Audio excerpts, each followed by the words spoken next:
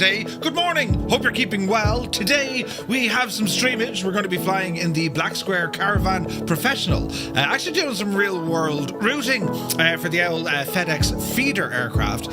So we're going to be starting off here at Sawyer's and rambling down. Me lights are shagged. Rambling to places, you know, to see things and stuff. But I hope you're keeping well as I fix buttons. Why is that gone so shagged?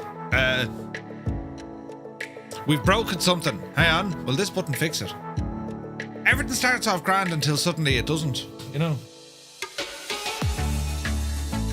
Yeah, that's better. Right, anyway. How are you getting on? The day before we go to Flight Sim weekend, right? I was chatting with the lads this morning. I was trying to get work done this morning, but you can't with them lot, you know. Getting ourselves organised for the flying and the stuff. Adam can't find his passport. Muse is trying to bring a pool cue. Terrible stuff. Terrible. But it's all sorted now. It's going to be grand, right? And yes, very much looking forward to it. Going to be leaving Tipperary tomorrow morning at around 6:30 in the morning. That's my plan. As I drive up towards Dublin.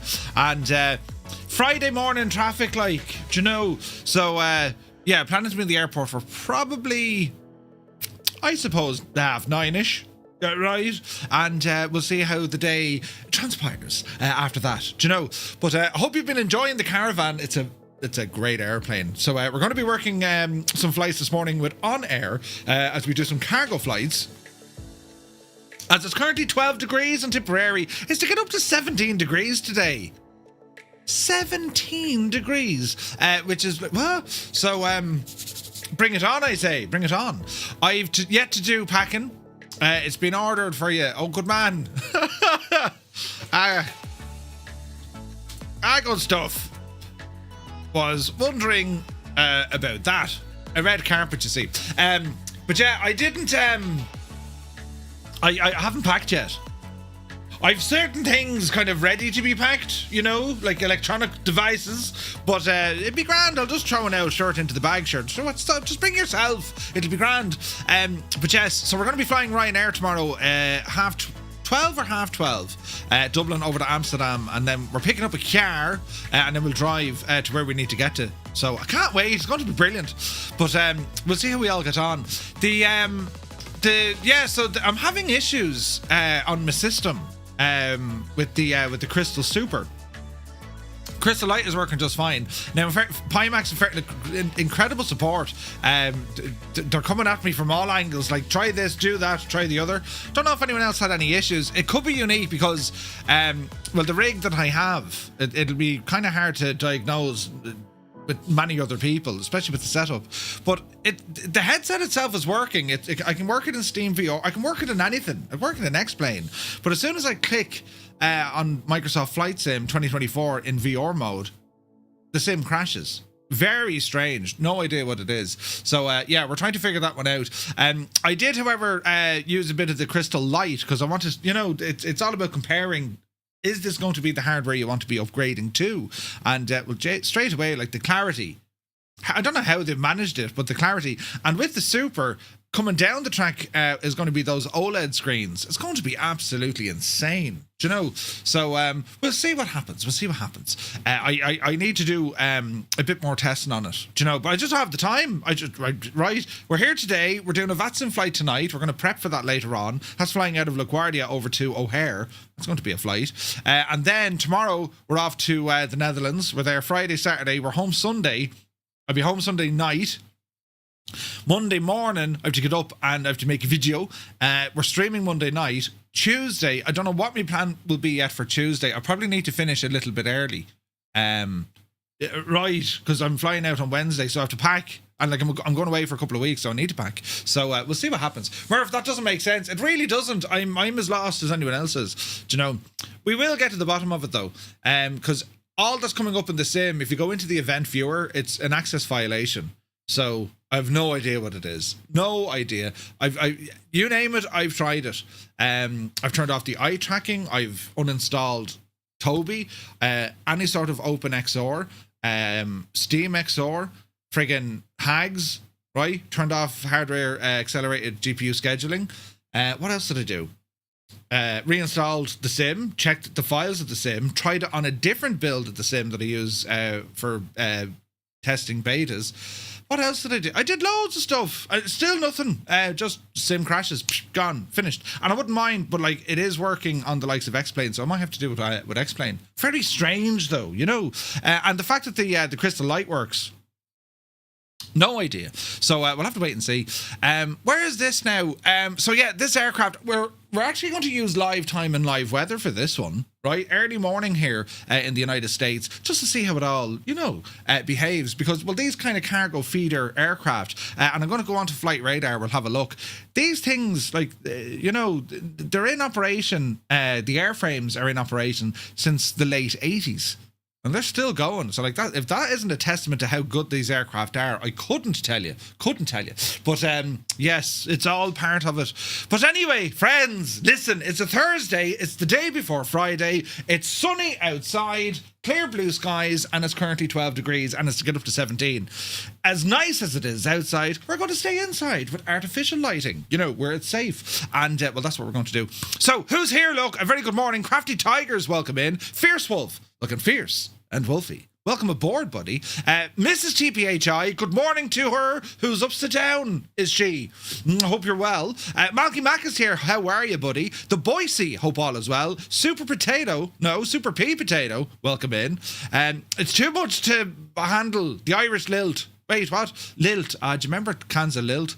Petrol Head, good morning to you. Crackers in the house. Hope all is well. Boise, thank you for 10 in a row, man.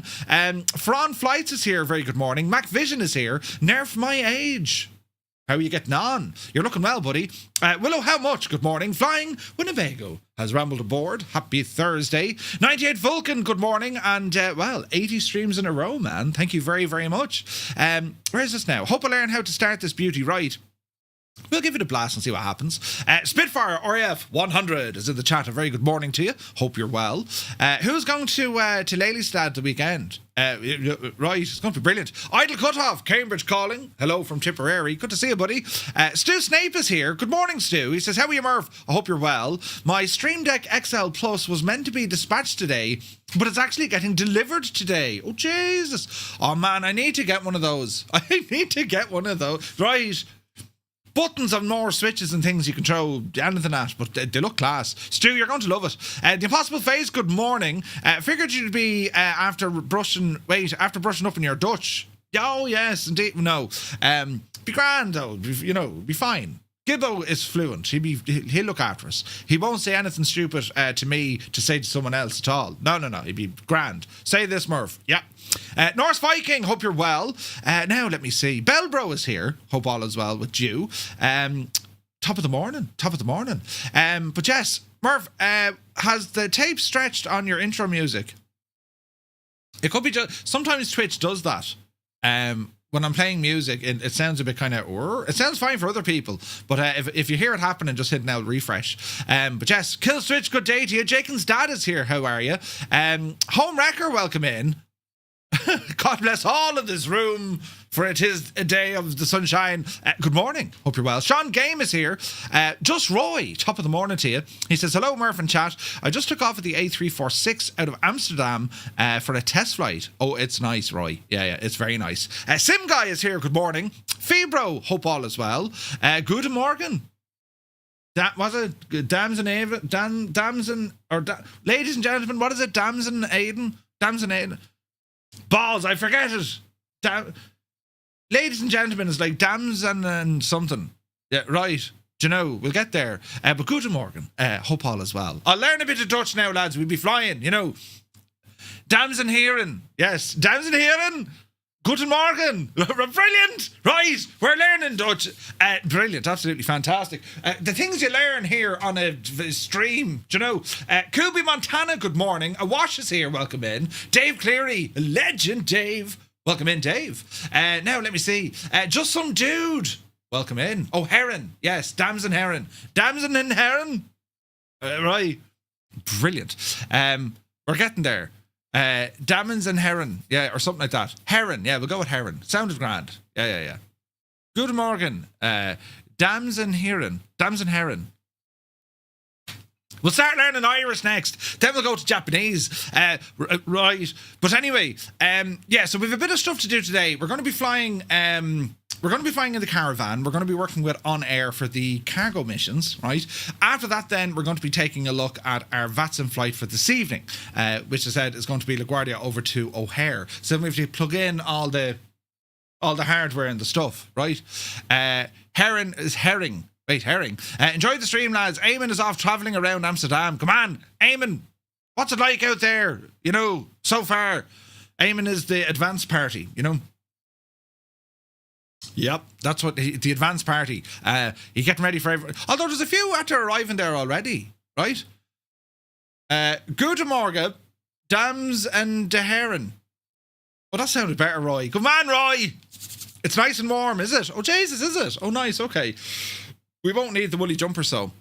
Right. Anyway, we'll do one of these. And we'll come over here. And we're here in the Caravan. Now, we do have our ground power plugged in. So we're not worrying too much about using up all of our fuel, right? So, yeah, we can't see much because, well, it is nighttime. Well, it's early morning, in fact. The sun will be coming up in a while. Quick check on the local time. 7:17 in the morning. So the sun will be coming up here now in just a moment. What we'll do, we'll bring up our Garmin map to give you an idea of where we're going. So we're up the road here at Kilo Sierra Alpha Whiskey. This is Sawyer's and our Marquette Airport. From here, we're going to head out to a place called Washington Island, which is out by the Green Bay National Wildlife Refuge. So we're going to do our first stop there. Then our final stop is going to be over at Kilo India Mike Tango Ford International. We're just out here by Iron Mountain. Right. Stevie B is here. Good morning from a windy and rainy Tenerife. Beat the Janie. Captain Sticky Rice, good to see you. Angry B, good morning. And Monty, welcome in, lads. Hope you're all keeping terribly, terribly well. So that's what our flight plan looks like. Fairly straightforward, but you know, nothing ever straightforward when it comes to us flying. So let's see what we can do here now with buttons. So I want to have a look at flight radar, right? Because I want to have a look at these aircraft. So let me see. Is it KPTX? No, so it's FedEx, right? So FedEx. And I want to have a look at some of their feeders, right? Show the fleet. Now, this is going to be mad. Now, we're looking for the C208 fleet. And what I'm looking for here, not the Charlies, but I'm looking at the Novembers. Is it the last one down here? Let's have a look. November 998, 997, because you actually get one of these liveries in the sim, you see? But look at the age of the airframe. So this one here, November 998, Foxtrot Echo. This aircraft was built in 1988. 1988, lads. And this one actually operating, it's kind of Madison direction, Milwaukee, Marquette. That's where we are now, Iron Mountain. So this particular aircraft is the one you know, we can keep an eye on. And its most recent flight was on the 18th of March. We can go back here and have a look at it and see what they did. So they took off out of Madison. Isn't that where City Planner is bases and stuff? Madison, isn't it? You know. Cara says, be careful. Hectopascals and inches of mercury are mismatching now. Ooh, interesting. Okay. Wash says, Murph, what's that Garmin Pilot? Garmin Pilot is a real-world EFB. You need to subscribe to it, but it's designed for real-world aviation. Now, it's overkill if you're just going to be doing flight sim. It's very good if you're going to do flight simming and real world, because it can track your flights and do all the stuff you need to do. And it gives you like overlays on your screen, like weather and, you know, trip planning and all this sort of jazz, checklists. It's a full EFB. Navigraph is way better value. The reason why I use it, I like to keep an eye on what's going on in the real world as well as what's going on in the sim, because I do think there is, you know, I do think there's some huge advantages to being aware of what's out there. It helps us kind of say to Navigraph, hey, I have an idea. Do you know what I mean? 4Flight, of course, is another EFB, which I imagine is more popular. I used to use 4Flight. I'm trying out Garmin to see what the differences are. It's okay. I mean, it's grand, right? I think 4Flight has the edge. Do you know? But we'll see. Cara says no, it's on the Caravan. All right, okay. Flight Radar Gold sub looks sick. Yeah, it's pretty. It is pretty. It tidies up everything. So this is a normal flight that these aircraft do. Ours is a little bit different. You know, so we're popping out of Marquette. We're going to go down to Washington Island, then go across. So yeah, it's going to be interesting.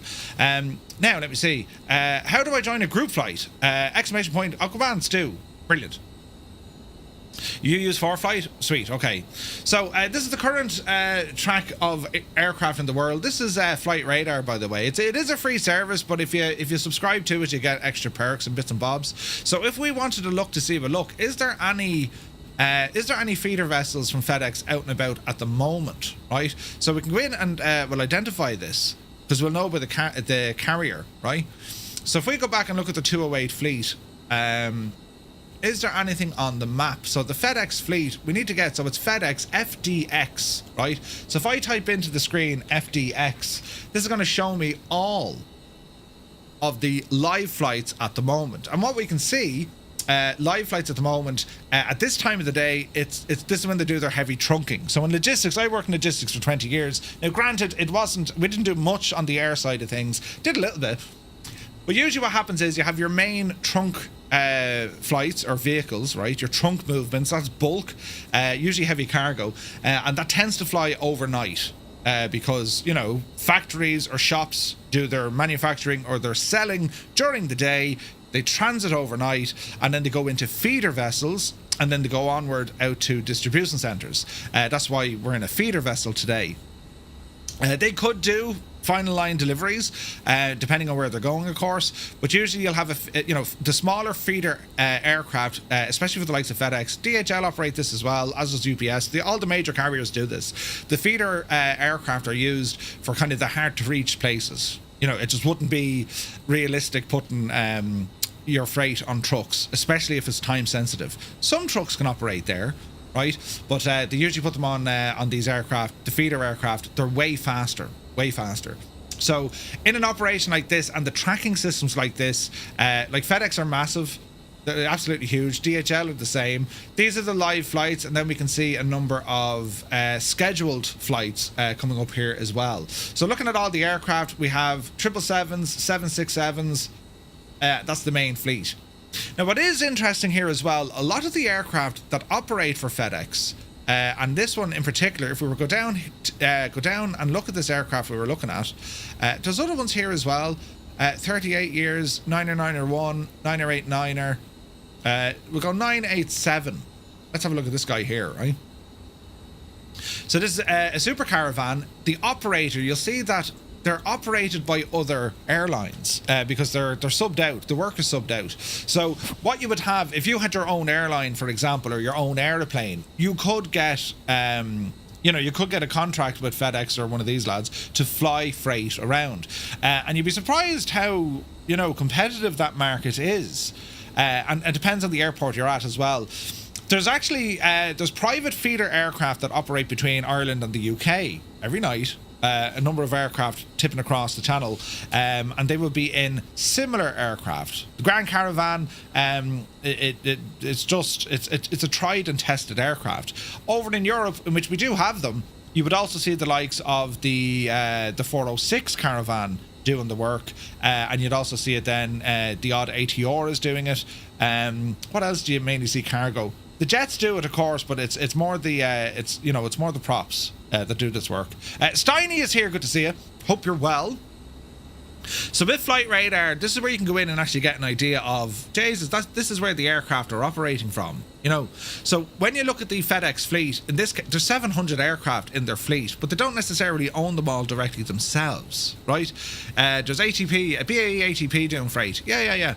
So like we have an Airbus A300, we have an ATR, right? 737s, 757s, 767s, 777, Cessna 208, which is their most popular aircraft. They've more Cessna 208s in operation than anything else. They do have a Cessna 408, which is kind of like the upgrade to the 406. They even have a couple of MD-11s. They've 29 of these in service. But as you can see from the airframe, they can, some of the aircraft are brand new, right? If we have a look at this one, this is brand spanking new, a 408 Sky Courier, right? We've no picture of the machine, probably because it's brand new. Let's see now. If we go back into the 408, there's a 408 in the sim, yeah. So this fella, you know. So these are really coming on in terms of replacing the Grand Caravans, because the Sky Courier much larger, and they're more efficient aircraft, more modern avionics, newer airframe, of course, right? But there are some things you'll look at this aircraft and think, you can put Tundra tires on a Grand Caravan. You're kind of limited with these. This is like just smaller than an ATR. Well, a little good bit smaller than an ATR. Yeah, they had an input in this design. Yeah. The only restriction they might have is its capability to get in and out of rough terrain. Do you know what I mean? So the likes of these feeders, these are very popular. Tundra tires can be fitted. They can take off the cargo pod on the bottom and all this kind of stuff. You know what I mean? Atlas Air, Cargolux, you've massive freight carriers, huge freight carriers. Like if we just want to only show these guys on the map, so we can filter this map here. Where's my filters? So if I only want to show cargo aircraft, just to give you an idea in the world, this is showing flight radar with all the cargo aircraft operating. These are designated as cargo aircraft, right? You take the cargo out of it and you put passenger in. Well, you know, there's way more passenger traffic than cargo. But looking at our cargo aircraft, this is usually what happens. Stateside, they'll be pulling out there, well, late at night in the US or early morning. You can see there's FedEx, there's tons of FedEx, right? Who's this now? Kalita Air, Cincinnati over to Brussels. You know, here's an Atlas Air. What's he, a 777? 777. Cargolux in a 747 heading over to Luxembourg, and Lufthansa are operating there as well. You'll also get some of the main carriers when it comes to passenger transport. You'll also get the likes of, say, Aer Lingus or Ryanair or any of this kind of stuff. They'll carry cargo on board as well, but they tend to deal with kind of local, Unpost or any of these lads. They'll deal with local companies. Depends, of course, on what's happening.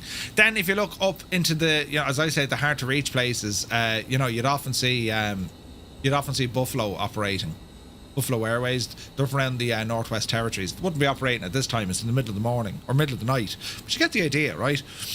So cargo aircraft, ASL, of course. That's a New York to Liège.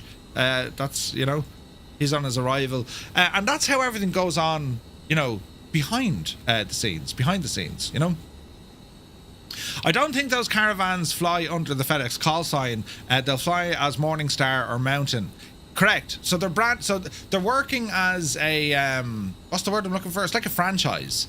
So, for example, Morningstar, you know, they'll go to FedEx and say, hey, we operate this route, these are the rates, and FedEx will say, grand, here's a contract for 5 years or whatever, and well, because we're giving you the contract, it's exclusivity and we want our branding on the aircraft. And that's, they agree rates and all this kind of stuff, right? For the aircraft, for the owner or the carrier, this tends to be a great idea. I mean, even putting a livery for the marketing and whatnot, it's either built into the rate or it acts as a contribution to kind of, you know, neutralize any sort of additional costs. Do you know what I mean?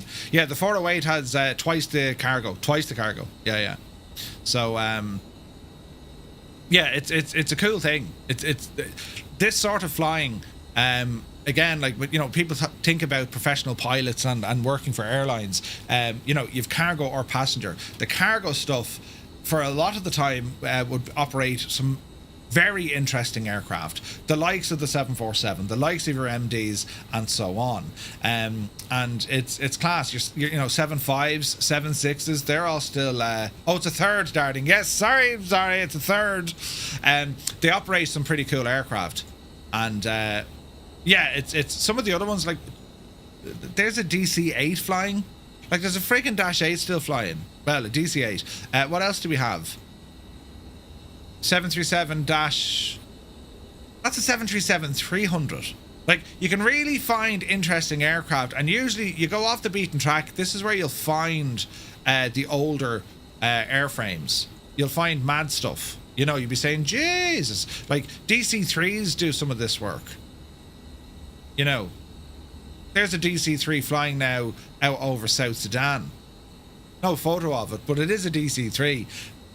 Highly likely they got those engines reconfigured in Wisconsin there, up at, what's the name of them? Do you know the lads who do the upgrades for the DC-3? There's a Dash 8, a de Havilland Dash 8.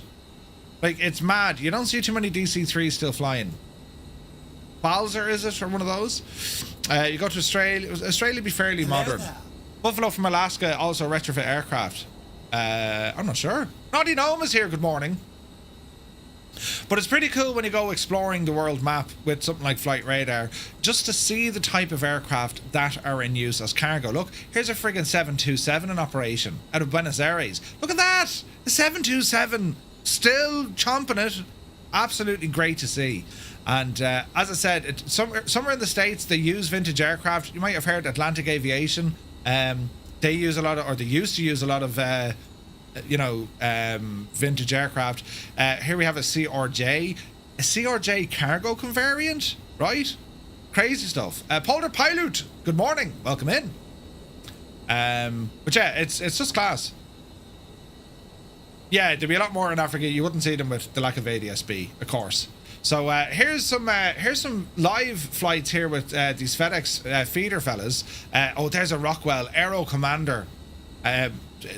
Black Square are working on one of these as well. Can't wait to see that in the sim. But if you have a look here in the map, no way, there's a Shorts in operation flying out of Louisville over to Traverse City. That's awesome.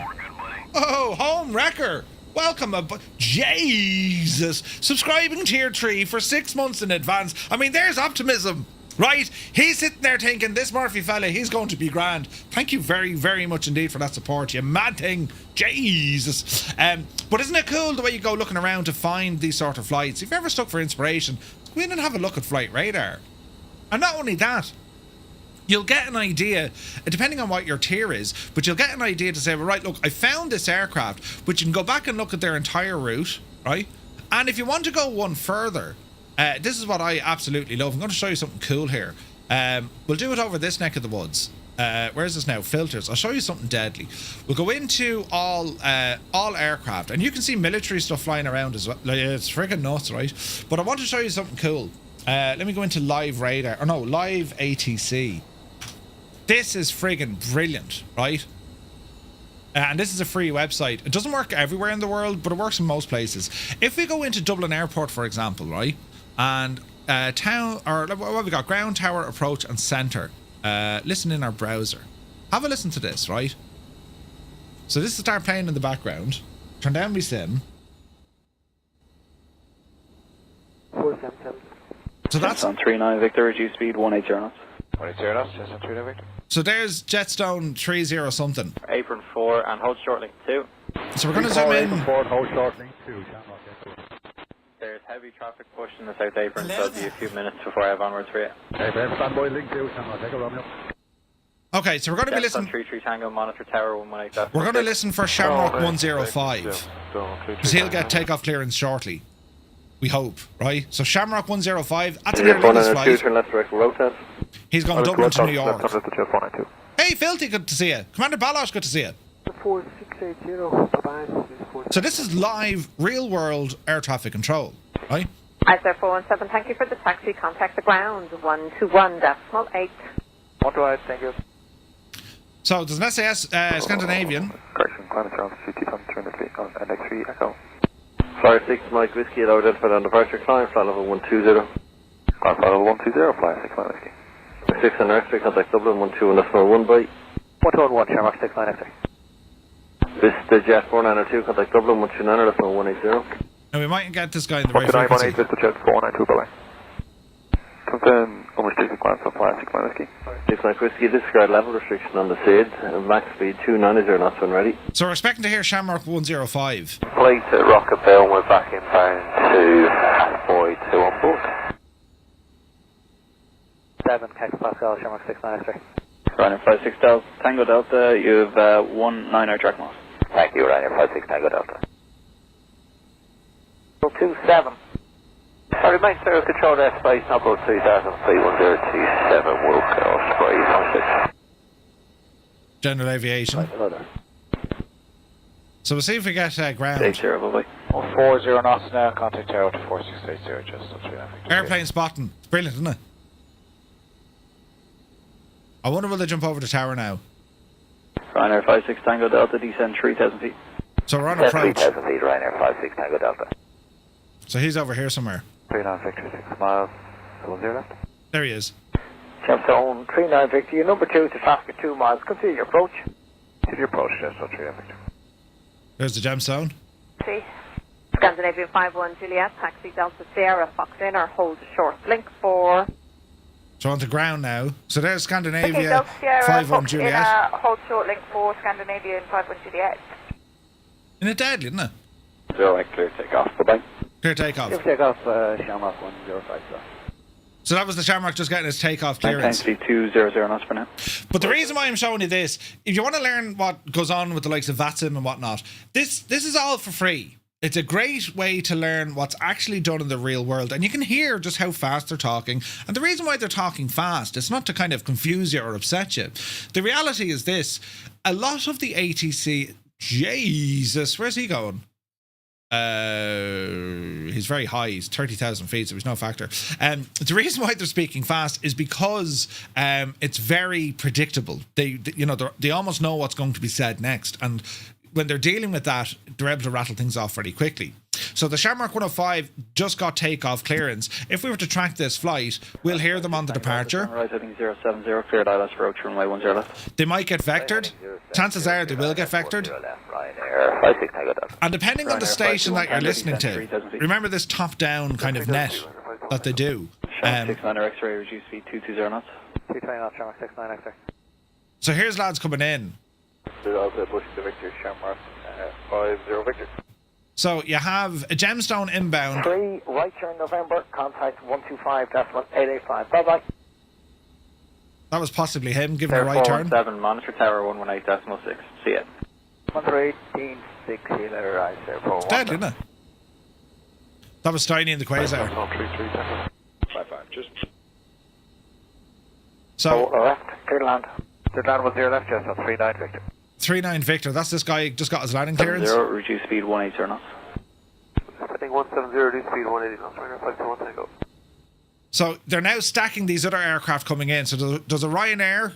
He's now turned final. This lad, 21 Tango, is turning final. ATC are slowing him down. And if you heard earlier on, the Aer Lingus 69 X-ray, they've already slowed him down.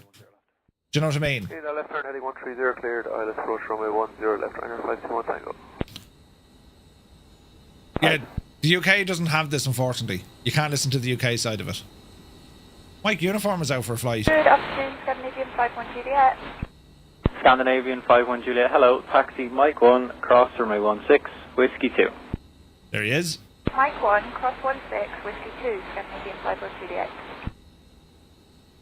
But like... 12, 180. You can literally sit in and look at your flight radar, listen to your live ATC, and it really starts building up muscle memory, right?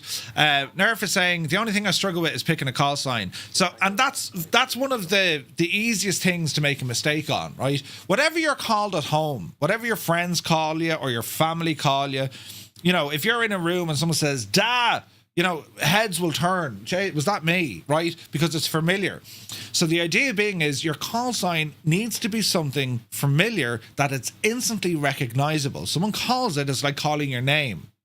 Murph, yeah? You walk into a room and you call Murph, I'm going to turn around. There could be 10 other Murphs there. I'm going to turn around. So that's what you need to try and do when it comes to picking out your call sign. Do you know what I mean? So yeah, it's just make sure you have it, Just rejoined. Is that live audio built into Flight Radar? No. So Petrolhead, there's a website called liveatc.net, and that's where you're getting the live ATC sounds. And you can tune into different towers, different frequencies. Link 4834 stands. So this Aer Lingus, he's going to be vectored. He'll probably get a left turn because he's going to JFK. Time 180 knots till 7 and 165 until 4. And again, look, that's only one example. you know, we can jump to different airports if we want. For instance, if we come over and look at these, look at the American lads, right? O'Hare maybe, because that's going to be busy. O'Hare is going to be busy. So let me see. KORD, right? KORD, Chicago. Let's go and have a listen. Now, everything's bigger in the States, right? So we have approach for 10 left. Hang on now. Where are these guys landing? Oh, we have a few there. Right.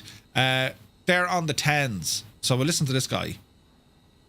So here's Chicago O'Hare. 10 right, 28 center. Now, I may not have anyone on the frequency. If they don't, we'll jump to the next one. That's fairly quiet. So we'll go to the next one. 10 right, 28 center. Chicago approach.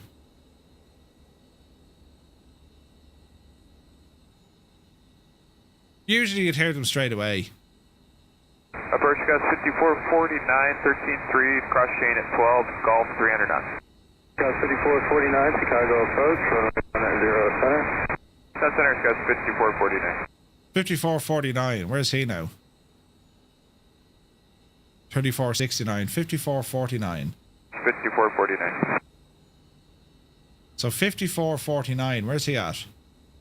Was he inbound? 5449. American 1223, maintain 210 knots or greater. 210 or greater, American 1223. But you get the idea, right? It's absolutely American brilliant. 1223, maintain 210 knots or greater. 210 or greater, American 1223. Yeah, 2684, descend and maintain. Anyway, that's the crack. Flight radar and liveatc.net. Absolutely brilliant. But anyway, oh jeez, it's cold here. We're after freezing up. Right, we're currently on ground power. So what we need to do, we're going to go into OnAir and we're going to start planning some flights. So we're going to go into our freelance dashboard and we're going to look for some cargo ops. If I don't get direct cargo ops, because I want to head down to 2 Papa 2 and then over to Kilo India Mike Tango, that's where we want to go, right? Can you find out why jets have me delayed? Where are you, Fox? You poor old devil. So we are in a 208 Grand Caravan. We can look for cargo or passenger flights, or indeed we can go off and create our own flight. So we can put in free flight, this will make up our own, or we can select cargo jobs directly from it, right? You have a delay in Luton. Poor old devil. There's lots of delays kind of the world over, do you know? Now, looking at these flights, when it comes to OnAir, yes, they'll do, AI generated or simulated flights, but they're also looking at real world routes as well. They'll do all of these for you, which is deadly. And you can filter this to say, well, hey, look, don't have me operating out of massive airports. Put me into smaller airports, right? OnAir has all the real world schedules and so on. But what we're going to do for this, because I doubt I'm going to find the exact flight I'm looking for, we're going to create our own. So a free flight, right? So we're going to add this in. So our destination on this one, let me see, it's going to be 2 Papa 2. This is our first leg. So it's going to be down to Washington Island, all right? So that's what our flight looks like. We're going to click on fly, and it's going to be about getting our aircraft now up and running, and then let's see how we go, right? We know the weather isn't great, so we're going to have to watch for all of these things. So let us see, friends, let us see. So we're going to say fly now, Sawyer over to Washington, right? Local time 0643. This is our aircraft. Sim brief, not going to worry with that. Aircraft weight and balance, we're going to put 80% into our fuel, right? Because 80% is always a good number. And we're going to put in our destination. So it's going to be 2 Papa 2. Our alternate is going to be Ford. And let's validate all our fuel and weight. So UTC offset, it says 0644 live, 1144 live. Jesus, that scared the life out of me. Me thing came off me wall. Hang on. Jesus. Every time I have a big flag on me wall. Oh, that's hurt every bit of me foot. Jesus. Hang on there now, lads. Nope. Has a fierce habit of coming off all the curse of St. James Street. Wonder can I nail that?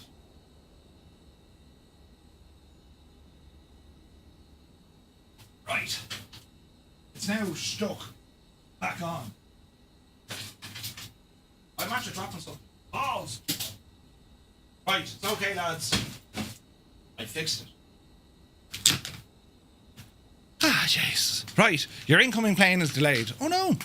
Right, let's have a look. So we shall fly now. Boop, boop.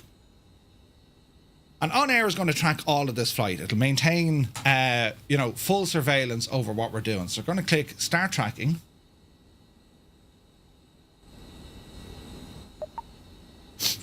And that's OnAir saying, right, you're good to go. So we need to now continue with the aircraft itself. As you can see, we have all sorts of problems here with some issues. So what I want to do is get this aircraft up and running, right? So this is where we're currently at. This is our 208. So we're currently on ground power, and it's freezing cold. So we're going to remove the engine covers, pitot covers, the rudder lock, and the wheel chocks. Get all those out of there. We're going to get our doors closed. Now we're currently on ground power. We're going to disengage from that now because I was running everything without it. So we're going to go bus and starter off. Have a look at our engine here. It is cold. Inertial separator is going to be needed. Now, so what we're looking at here, first thing to do, we're going to turn on our fuel tanks. They're both on. And we're going to check now to make sure our park and brake is set, which it is. Of course, Jay, welcome in, buddy. So what we're going to do, we're going to put our prop full. We're going to make sure that our throttle is idle. And we're going to start up this PT6. Now, to do this, we have to be careful of two things. We need to be careful of a hot start, and we need to be careful of a hung start, right? There's a handy click spot on the handle above the pilot door to close all the doors without the tablet. Is there? Above the door? Oh, look, just there. Handy. Nice one. Conti is here. Good to see you, buddy. You're very welcome aboard. So, what we're going to do, we're going to turn on the battery. Quick check down by our circuit breakers. These are all modelled, so if there was an issue with the aircraft, you just want to check for those, right? Now, what else we want to do? We want to get some power into this machine quickly. So our fuel booster on, ignition 1 can come on, standby power goes on, generator leave it off for the moment, and then we have our starter. So we're going to engage the starter. Inertial separator is on. We're going to engage the starter, and before we touch our fuel, we have to let the NG rise to about 20%, very close to it. Once it stabilizes, you introduce your fuel, then you monitor your ITT, your internal turbine temperature. ITT, it's cold outside, so it shouldn't go too high. It can't go, I think it's 1090 in this, or yeah, 1090. If it goes past that, we're in serious trouble. It'll break. ITT should peak out. We'll probably get 650-ish, right? And then once we see it peak and starts dropping back, we go back over to where our NG, this should be rising. If the NG doesn't continue to rise, it's indicating a hung start. You cut the fuel, you shut it down. Once we get over 50%, that's a safe start, and then we can deactivate the starter or turn off the starter, right? So we'll see what happened. Mac Vision, thank you very much indeed, you legend. Cheers, bud. Right, so let's get this machine started and let's see what happens. So, starter engage.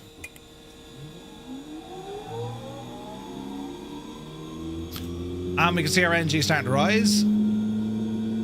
Oil pressure's coming up. So far, so good. Let it stable around 20%. That's stable. Fuel on. Your flight will be monitored until you land and shut down the engines. Here goes our ITT. 660 is where she peaked. Eyes go to our NG. It's still rising. Up over 50%. That's a good start in the engine. So we go high. Starter off. Reset our generator. And avionics 2 comes online. Excellent. Now it's cold as balls here, so we're going to turn up all our stuff. Now, what else do we want? We have our lights on. And we could get some bleed air heat in here as well. Get the temperature up a bit. And we're going to defrost the cabin. Alright, so we sit tight. That ice should disperse soon.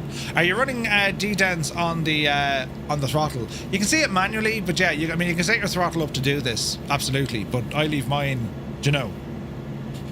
we try and just feel for it, Somehow one of your AI pilots destroyed the engines on your Avro or J. It cost you 1.6 million. Ooh, ouch, ouch, ouch, ouch. The Impossible Face, have a good one, bud. So boot pressure should be good. Prop de-icer, I'm going to put them all on here for the minute. That's all looking good. Temperature is 1 degree inside. Air conditioning, no. Ventilate, no. We do want the temperatures on, though. So turn these fans on full whack. Cabin heat. Put all those on. That temperature is going to start rising rapidly. And this ice should start breaking away shortly. We hope. I think I'm right in doing that. Prop is on auto. Windshield manual. Have I to press and hold that? Because if it's on auto, it'll do it itself. You know what I mean? We'll leave it on auto. Now, fuel boosters go back to normal. And everything else here is looking good. Windshield anti-ice is on. That's what we want. So this should clear in a moment. So we're just allowing the engine and, of course, the cabin to warm up. Now, we don't have passengers back there. We're not overly worried. But we don't want them too cold. If you're carrying, like, perishable goods or whatnot. You know what I mean? Now, you can load cargo with the Caravan. I'm almost certain of it. But because we're using OnAir, it's going to look after the payload for us, right? So, while we're waiting, let the aircraft warm up. We'll go into our flight plan. So we're going to depart out of Sawyer, and our first stop is going to be 2 Papa 2, Washington Island. Enter. It's a direct 2. We'll put on our GPS. Avionics coming alive here. We can also dial in some altitude. We're heading kind of east, so we'll go odd. We'll go 4.5 just to get above the cloud. We'll put in a makey uppy 6461. Outside air temperature is -3 degrees. It's now 10 degrees inside the cabin. It is cold, absolutely. Jay Foot, good to see you. Unstoppable, cheers, buddy. So we're just waiting now for this build-up of ice to kind of shag off. 4 is not very... Wait, did I say odd? Oh, it should be odd. 5.5. Man, Malky, where would it be without you? What else? Don't need oxygen turned on yet. Air vents. I mean, we can leave them on. But I want to make sure this windshield clears. Little defroster action. Yeah, so we have our defroster on. Bleed is on. Maybe get the temperature up a bit more. Cabin temperature's coming up nicely. Let's have a look at our temperatures here. It is warming. Now, the main AC compressor is on, but we're not going to get that on for heating.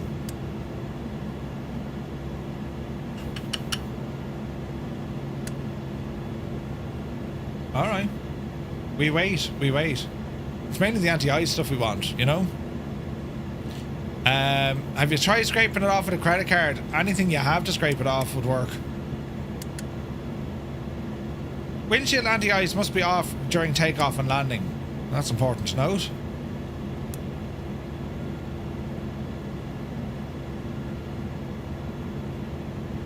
It's in the minuses at the moment. And we do have visual ice building up in the airframe as well. Interesting. It's cold as balls, lads. Better disconnect this ground power unit. And now we just wait. Australia, not many icing incidents, right? Anti-ice all over. Yeah.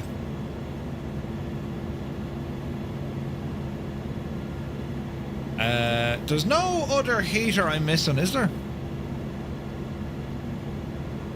These are all on. Our prop anti-ice is now off, so that's a good sign. Turn it back on for the moment.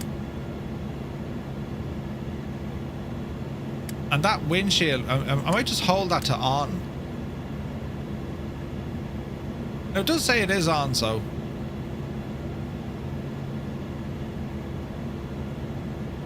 That's a lot of ice. Like, it's -2 or -3 outside, but like, you know, with the prop moving and once we warm everything up, it'll start kind of, you know, disappearing. What we'll do, we'll add a bit of power in, nice and gently. Get our prop up the road, up to about into the green at 16 or 18. Brakes are going to hold us.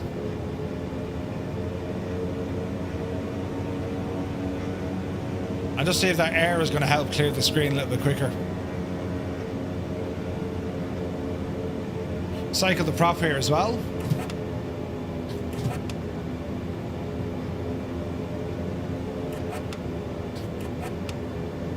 So 3 things happen when we cycle the prop. We're going to see a drop in RPM, an increase in our torque, and then a little drop off of fuel. What flight sim is it? This is Microsoft Flight Sim 2024. And it's only brilliant. Can't do much here at all now until we clear this, you know what I'm saying? I don't even think we can call for, like, you know, an ice truck to give us an out blast. Close the cabin vents, leave it on defrost.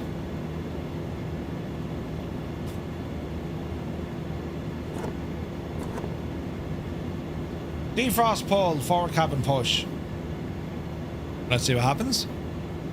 172 is here, good to see you. There's a defrost pull vent too. That's this guy, isn't it?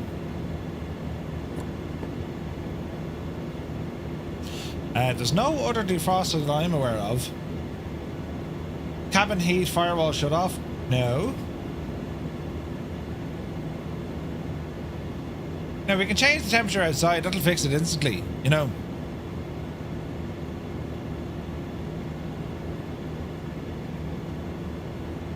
We just gotta change the weather. Bleed heat should be on, that's correct. Aircon is on full whack.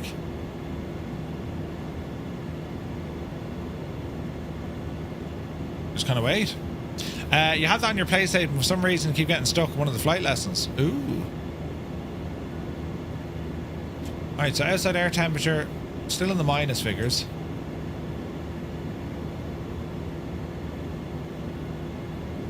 What's that now? Lock override to unlock. Unlock door lock. Jesus. You learn something new. You learn something new. Be lurking. Dougal McTavish, good morning. Hope you're well, buddy. Right, so where we are, we have a choice of runways, 01 or 19er into Navigraph. Let's have a quick look at where we're going. Alright, so Navigraph, flights departing out of Marquette Sawyer. Let's have a look to see what's our best runway here. 01. So it's going to be taxi down to the south. We'll do that. So we'll taxi down on Alpha. So ahead to the right. Can't see much out the screen, but sure, let's see what happens. Off the brakes. And we'll start rolling.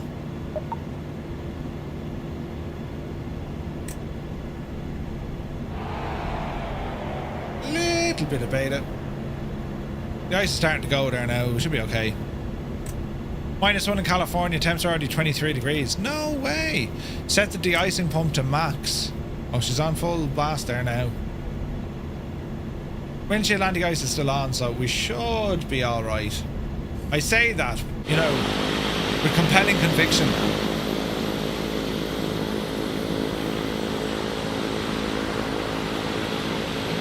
Well, Ace Ventura, you know, set the de-ice to max.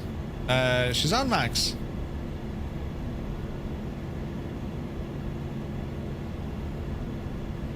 Prop is auto, boot pressure, everything's on max, you know. Manual says the cabin air distributor pull handle to be pushed towards forward cabin position. The defrost cabin pull handle must be pulled away. Yeah, that's what we have. No, we'll be grand. This will clear. It's just taking a little bit of a moment. It froze absolutely something fierce, didn't it? Interesting. Flaps, flight controls, and we'll rumble over to Alpha here. Oh, I wouldn't say it's a bug. I mean, it's using ice modeling. That should have cleared a little bit quicker in my mind, but maybe not. 5 to 10 minutes, depending on how much ice buildup there is. You know what I mean? It depends a lot on the aircraft. A little bit of beta. And let's check it out.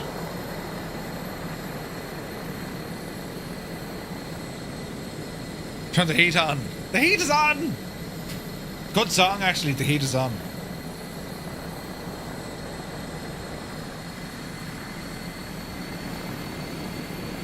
Man, what a cool looking machine.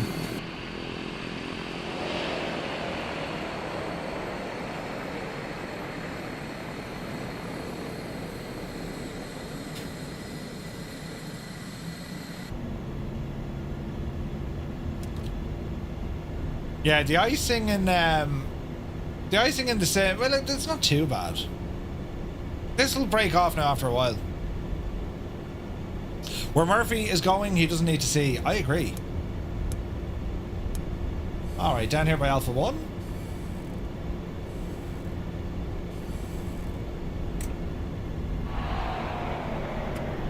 Easy now. She could be slippy. All right. So we're going to get ourselves lined up here in the runway. Voltage low. I think that's a bug.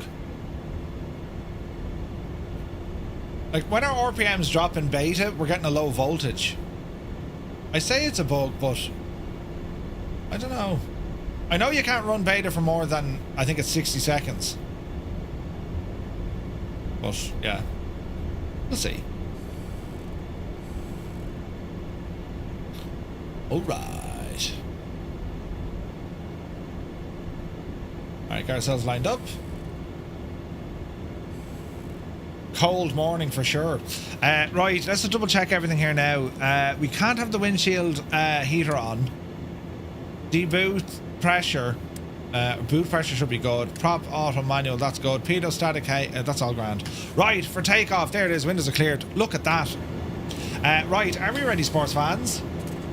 So, power coming in. Watch your torque.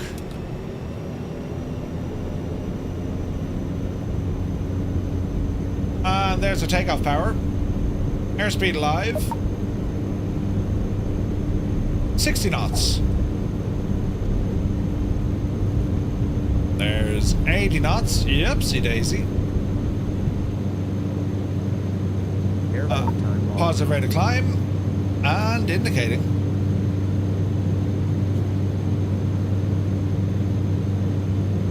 We'll fly the runway heading, get a bit of altitude here. Not too worried about the trims just yet. Once them flaps go in, we'll worry about it then. Flaps in. There's the nose dropping.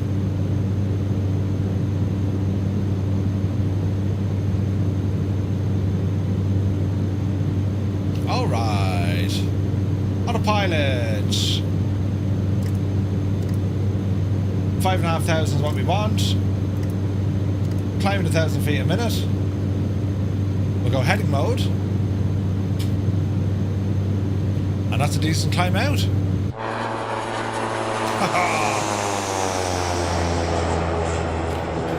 Beautiful. Okay, takeoff is looking good. Takeoff power is good. ITT is hot as balls, but we're okay. Cabin temperature now 31. Cool the jets here, Murph. And give it a bit of ventilation there. There's the separator can stay on for the moment. Have a look here. Is there any FOD? Still 5%, so there's still bits of... There's 20% now, look. Chunks of ice and snow and all this kind of stuff. Alright, decent climb out. And we'll start making a right turn. Into the clouds you go. Right turn over to 090. As we continue to climb, we'll come down and let me see. Windshield to put it back on. Prop, we're going to leave it on auto. And boot pressure as well.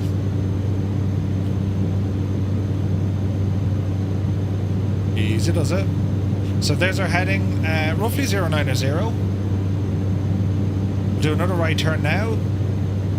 Over to 180 degrees. There she be. Speed is good. Power is good. Your SimCFI, good to see you, buddy. We find it unrealistic because we're in a hurry to go flying, but really think about how long in your car with your windshield is frozen. Yeah. But the anti-ice, in most aircraft, the anti-ice systems on airplanes are way more effective than your car. Way more. Your car doesn't have anti-ice. It has a defroster. You know what I mean? Plus, like everything, allow the engine warm up. So it's a little bit different. Jays, look at the views.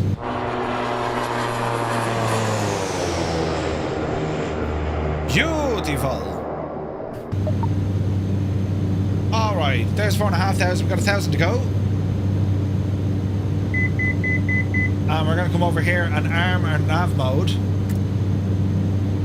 Nav is armed. We will pick up that magenta line in a little bit. Up through the cloud layer. That should be the end of any sort of owl moisture. I'll keep everything on auto. Okay, at this stage we can probably close our inertial separator. Yeah. So in order to do this, watch your torque. As soon as we close it, we're going to get more torque. So we'll close it now. You have 2 red lines. You have to take off the red line and then don't exceed. We'll hold it there. And once we reach our cruise, which is pretty much now, we're going to watch for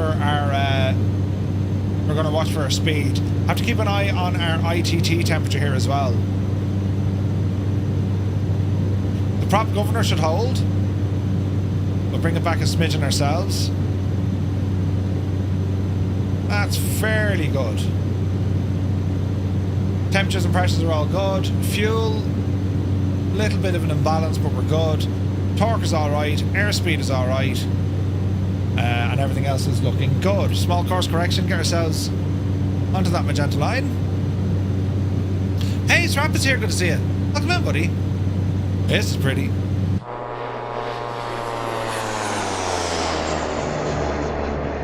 Gorgeous. Beautiful sunrise. Look at that, man. So our first stop, it's down at Washington Island. It isn't far. About a half an hour from here, give or take. Is it even that much? No, it's about 20 minutes from here.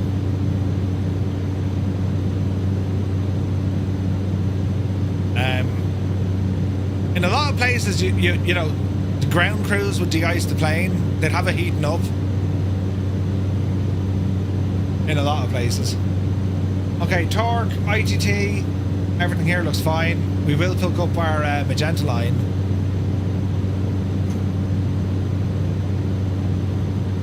Hey, we're looking good. It's a beautiful day for flying, friends. A beautiful day. Bit of tunage.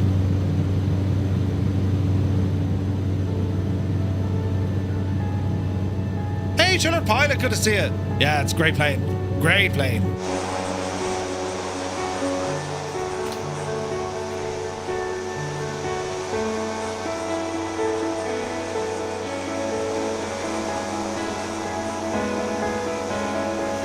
Good morning, Ed. Hope you're well.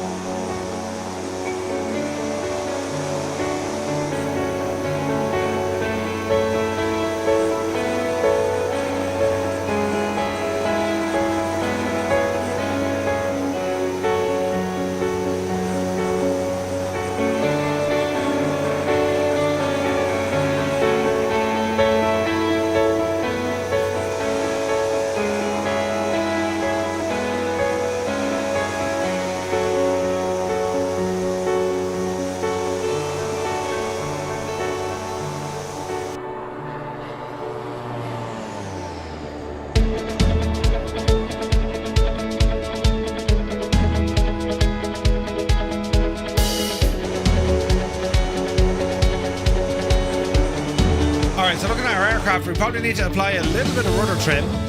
She doesn't seem to be sitting straight, does it? She's not far off it though.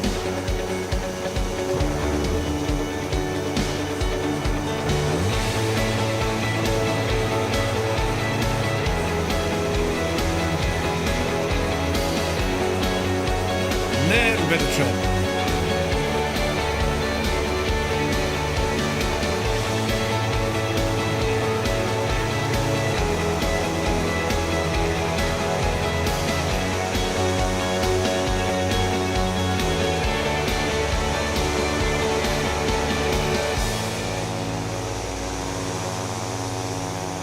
Man, that's pretty. Absolutely gorgeous. Right, all sorts of weather coming up to us now. Weather radar, tilt you up. We've any precip coming in. I don't know why we have this stab off. We need to get rid of that. There's no precip, we just have clouds, so let's see what happens. Got a cataract surgery last Friday, going great. Great to hear, buddy. Summoner, welcome in. Criminator, welcome in. Right, we'll see now as you start picking up more ice here, because it's after getting actually a little bit warmer. So we're after catching our magenta line now. Oh, this is nice, man. Look at this. Gorgeous. Absolutely gorgeous. A bit of sunshine coming onto the panel here now. It's going to be a left turn. And a quick check.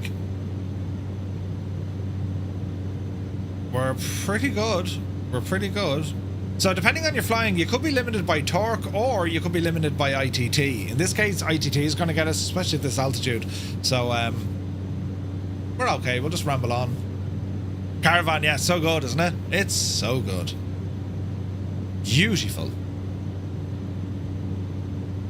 So 188 knots indicated, and let me see. We're following our GPS track. With 13 minutes to go. It's very pretty out there, isn't it? Oh, look at that. Stunning. Absolutely stunning, isn't it? You can't bait the L Cargo Ops in the L Caravan, I'm telling you. Beautiful machine.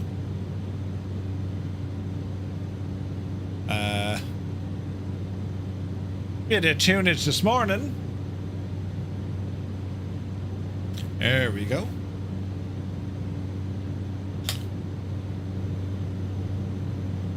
There's Midlife Rex. We got Shanks with us. Speedy Pro, Angry Bee, Fierce Wolf, Airwolf is with us. Eric is with us. Febro is with us. Vulcan is back there. Looking good. Oh, the weather has instantly changed. You gotta love it, Sim. You gotta love it.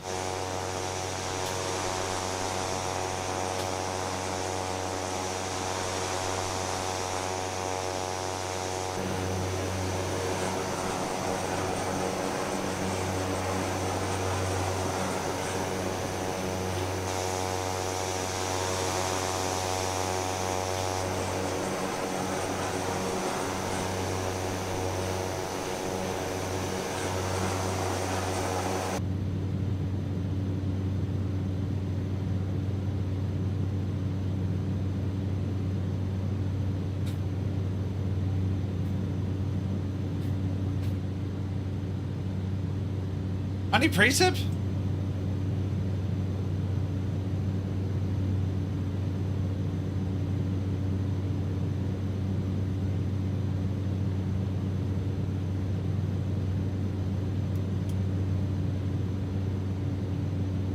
No, we're okay. Man, look at the lighting there. We got some ships out in the water.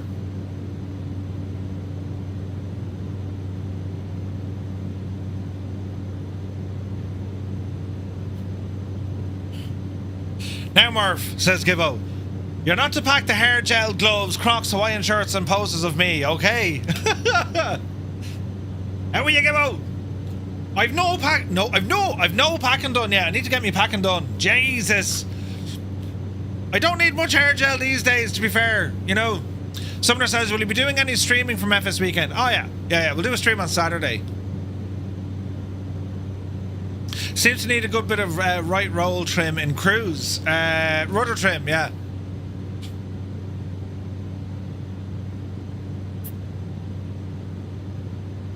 I think we're okay. She's right. Well, hang on, a bit of. We're not sitting perfectly. So, in order to get our trim done correctly, we trim toward the ball, right? So, we want this little ball right in the middle. It's called stepping on the ball. We'll apply a bit of rudder trim here. Now, I've rudder trim bound to one of my controls, or you can get it manually from down here.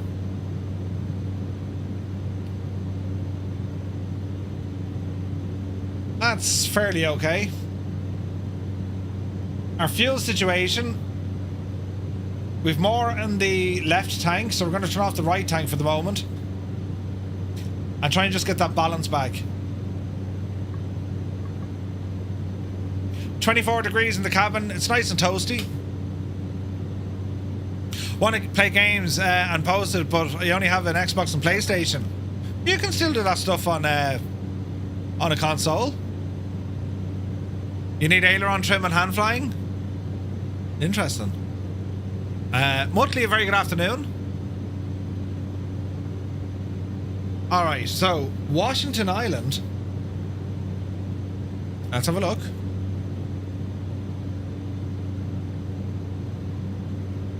I wonder will we get airport in from... Oh, we will. Okay, so runway 14. Winds are calm here. Let's have a quick look. Marginal VF4. Winds 3403 knots. We'll circle around and aim for 32.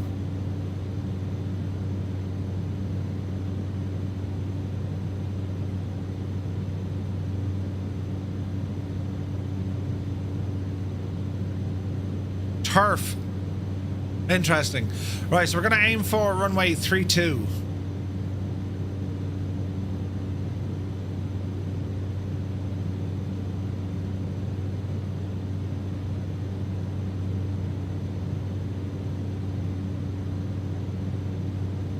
All right, all right.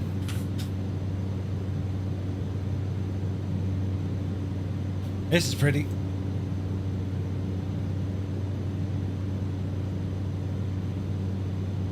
The trimming is solid as hell, Murph. Yeah. The autocorrect. Oh, look at the views. Look at the state of that. That's gorgeous, man.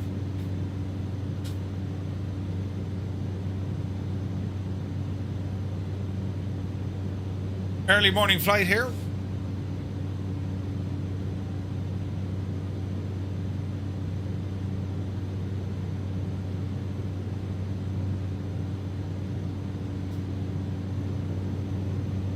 So we got Washington Island straight out ahead of us. Continue on this course.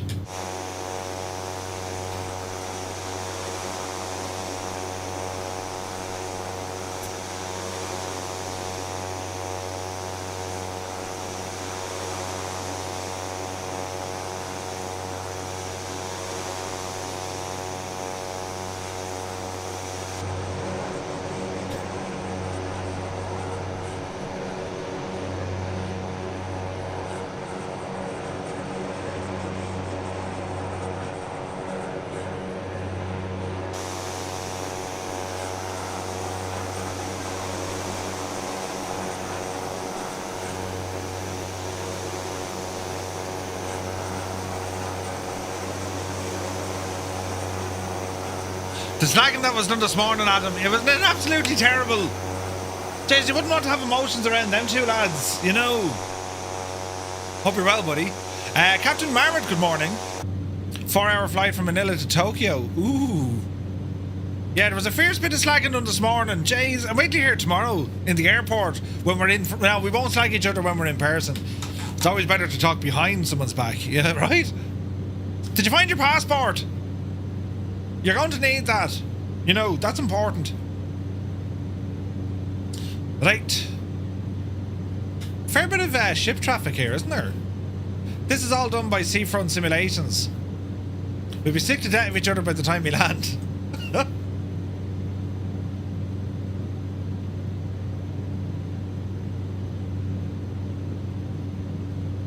That's where we're headed. Who's this now? This is Corner, good to see you. How could I stream from my camera to my phone? You can stream direct from the PlayStation or the Xbox, I think. I'm almost certain you can. Passport is sorted. Run yourself. See, we can't talk behind each other's back when we're sitting beside each other on the plane. Oh, that's right, yeah. We'll be talking beside ourselves. Ah, brilliant. Just, I can't wait. In 24 hours' time, we're going to be getting airborne. Right, blasting off out of Dublin, probably on the 10s. It's going to be great. Best behaviour, you know. No messing at all. Are we getting breakfast somewhere? How long is the flight for FS weekend? Now we're at 1 hour 40, I think? Yeah, an hour and 40. Every time I go to start up the Caravan, the engine condition is at 0, even though it was 100 when I shut it down. That's interesting. It's a lovely day today. It is. It's actually really nice in Ireland. It's 14 degrees now in Ireland. Best behaviour is overrated. I know, best behaviour now would be, you know, would be 4 young gentlemen, best behaviour, very good, you know, manners and stuff. J-Foot says breakfast sounds amazing right now.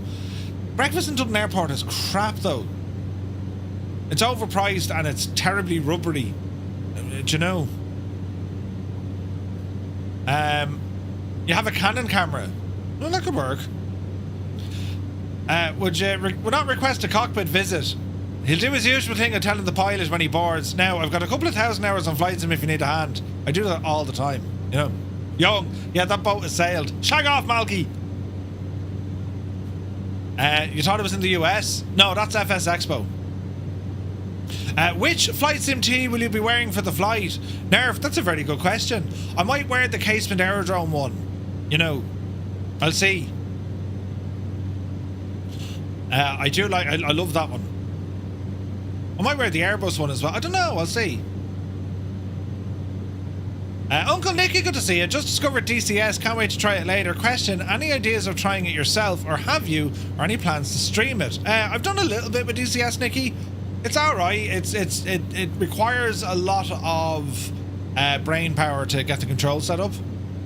Murph, how much is the plane? You can get it as a bundle for like 57 or 58. I would get the bundle. It's well worth it. Do you think I can use a Canon camera, connect to a live stream from that? You'd need some sort of an interface like OBS or something. You know what I mean? I'm not sure if your camera will connect to your consoles. So, you know, you're possibly looking at a PC to be able to do it for you. Waiting for the train in Kildare back to Newbridge. It was a course today. Ooh, nice. Have I been to KCLT? Where's that again? KCLT. In the sim, probably, yeah. So we're going to overfly the airport. We're going to keep this on heading mode now. And in terms of altitude, we can drop this guy. Let's go down to 2,500 feet. And we'll start dropping it down, start bringing that power back. Nice and easy. You don't have a PC. You're going to be limited then with a camera. I mean, you can certainly stream your game, right? But without a camera or without a PC, you're going to be limited. Unless you have, like, a camera that will work natively with PlayStation. There are cameras that do it. Landing lights are all okay. We're 24 degrees inside here. That's okay. Yeah, we're okay. Everything's grand. Charlotte International. Yeah, we've flown there before. Yeah. I want to live stream in real life. Nice. Alright, speed is looking good. We're descending. There's Rex. We can see the airport. Lights be flashing. We'll enter left. Easy now. It's going to be kind of tricky seeing this from the air. Washington Island. Easy. We continue our descent. Sounds are so good on this, aren't they?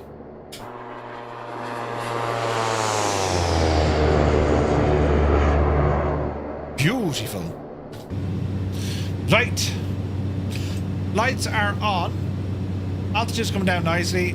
Ease off some more speed. And we'll go for that inertial separator.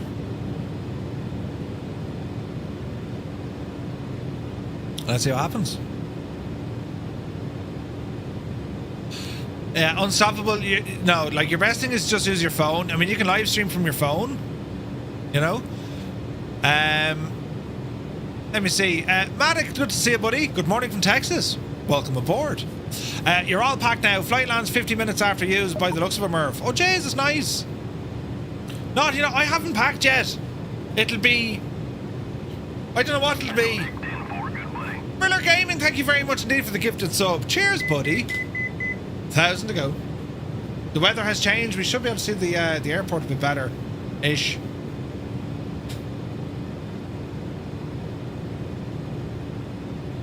There it is. That's typical. The airport's covered in snow, look. Yeah, I need to, what have I to pack? Jocks and socks. You'll have plenty of time packing in the morning, right? I'm leaving at 6:30. And we've a long flight tonight. Who came up with all these ideas? Naughty. 5 t-shirts, spare trousers, and some jocks and socks. That's all. 5 t-shirts. I'll need a t-shirt for Friday and Friday night. Saturday and Saturday night. And so, oh yeah, look at that. 5 t-shirts. Good man. Yeah. I'll have a jeans. And I'll probably have a pair of jocks. Because, you know, I'm terribly messy. I'll like spill food or drink or something on me trousers. So I don't like wearing trousers. You know, well, it's cold for... I wear joggings in the house, you know, but usually it's shorts. Is that an AN225 in the background? It is. Yes, it is. All right, level off here. Watch the speed. All right, autopilot. Good luck to you. Let's start rolling her in. Fuel. Keep it on the left tank. Speed is coming down. Not to flaps. Keep that rate of descent going.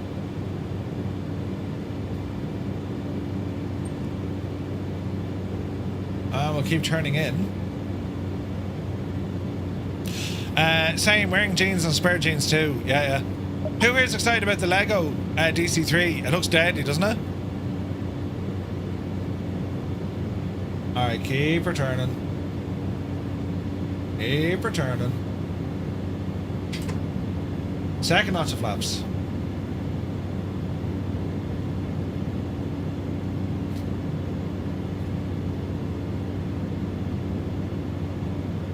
Easy. Easy.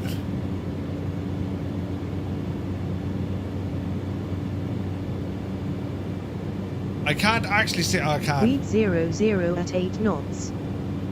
Thank you, OnAir. 8 knots. Flight Sim Max, Mr. Murphy, you are now a well-known, successful businessman. You're expected to wear very fancy trousers. Oh, Jesus. X-Flynn, good to see you. Won't make it this year? That's too bad, bud. Seeing this add-on makes me nostalgic for the 208s I flew for AirNet out of Memphis. No way, man. That's awesome. Okay, so prop full. Conditions okay. Throttle's okay. Flaps are set. Let's ease our way in. Are you bringing shoes, Naughty, or like is it just runners or trainers? Do I have the compound mod? Yes. No, I think you can share what you have. Other people can see it then. Successful businessmen never wear trousers. Just trainers. Easy now. Speed is good. Height is good. If you go somewhere that needs shoes, I'm out. Easy now.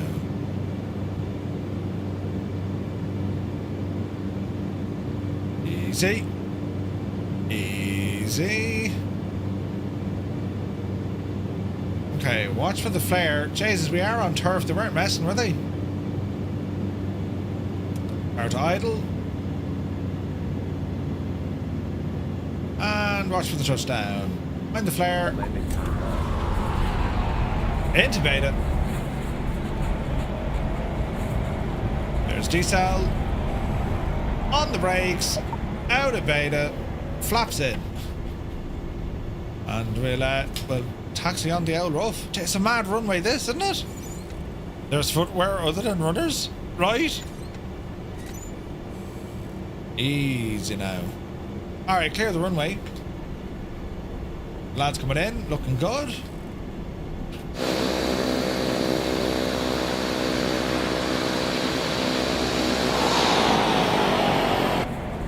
It'd be bumpy. What's the speed?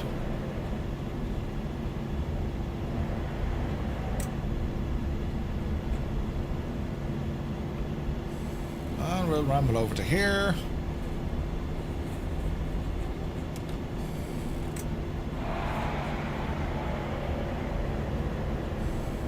Alright, that'll do her. Jeez, look at the ground here. Bloody hell. Alright, power idle. Park and brake set. Let's have a look. Fuel imbalances all over the... Well, actually not too bad on the ground. Right, let us have a look here. We'll worry about all that in a moment. We'll go avionics off.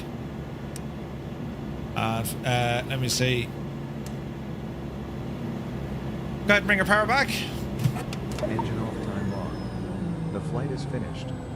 It has been monitored by OnAir. Excellent. Battery off. Standby battery off.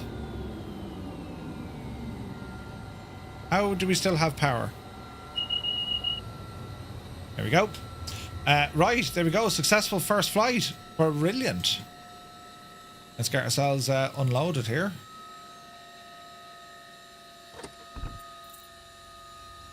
Pop the chocks in. Wasn't that only deadly? What a machine, man. Isn't it freaking gorgeous? Let me see here now. Speed race, slow down more and pitch the nose higher, maybe. Is Shannon in Ireland? Yes, yes it is. Alright, let's have a look from OnAir. How did we do?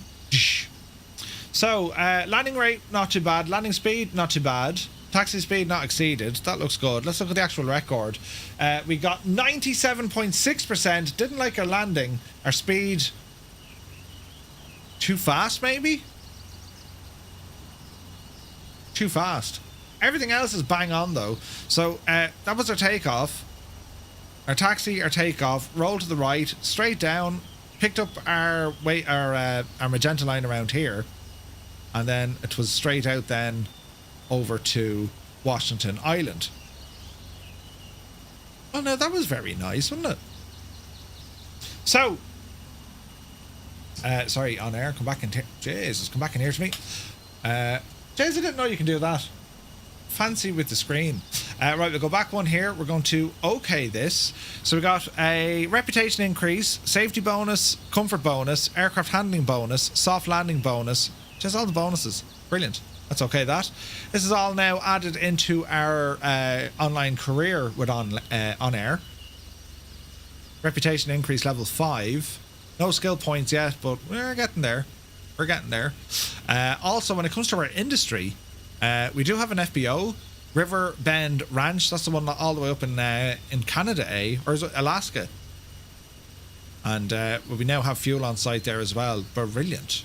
Great stuff. There's also Carrick and Shannon. There is. I went to the Jacks and I forgot I took loads of vitamins this morning.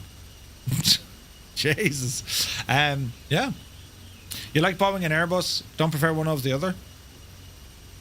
Wish you could take a full flight without a CTD in this thing. Is it only this thing you're having it? Angie. Follow Ryanair 4315. Robbie Emmy over to Shannon. Yes. There's a Shannon in the USA, is there? Alright, okay. Right, I'm looking at my time. That's going to conclude our on-air flight, because what I want to do now is do our prep for our VATSIM flight this evening, right? So we'll resume this flight on another date, because we only have half the leg done. But yeah, we need to get cracking for our planage, because I have to pack, lads, right? And then we're streaming again a little bit later on. So that's the plan. So what we're going to do now, we'll exit out of here, right? And we're going to have a brief of our flight for our flight for this evening. So let me see, group. Let's go in here and have a look. So a couple of things we need to do. Thursday, next flight, LaGuardia over to O'Hare. Brilliant, right? So let me see. Sim brief routing is there. We'll go ahead and open that. Arrival. Yeah, I don't know. I think the paid O'Hare isn't great. Departure scenery, I have that. This week is our first legendary leg, suggested by community member Cornwolf, and it's a brilliant one. The route from LaGuardia to New York, or in New York, over to O'Hare in Chicago, is the very journey at the heart of the 1987 comedy classic Planes, Trains and Automobile. In the film, Steve Martin's Neil Page is desperately trying to get home to Chicago for Thanksgiving, and what should be a simple flight turns into an epic cross-country disaster. For us, though, the skies will hopefully be a little bit kinder. It's a busy domestic corridor cutting across the northeastern United States and into the Midwest, with hopefully plenty of traffic, ATC, and the satisfaction of completing in 2 hours what took Neil Page the best part of 3 days.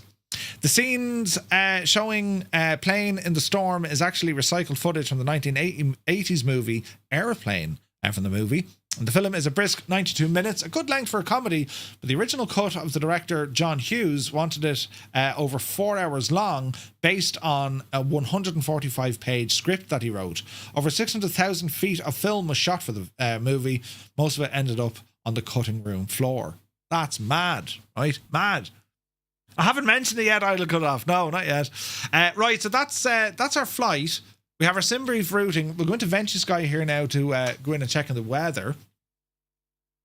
So we're over this neck of the woods. So we're going to be taking off out of LaGuardia. Let's look at our temperatures for this evening. So 6 to 8 degrees, and we'll be landing with 16 degrees, 10 to 16 degrees. Nice. The wind situation in New York, they're expecting the winds coming up from the southwest. Southerly winds, right? And by the time we're landing then over to Chicago, they're going to be coming in from the northeast. This could be interesting. Wind gusts, no, not so much worried about wind gusts. Wind speed at our cruising altitude, give or take, will be the Janie. So when we leave New York, we're battling a headwind. And then it gets frightening by the time we get over to Chicago. But at that stage, we're going to be descending. So it's a headwind along the way. That's what we're looking for. Now, cloud cover. So out of New York, it's going to be patchy. And by the time we get to Chicago, there is a band of weather moving in. We actually have this front moving in. What's the story there? Look. We're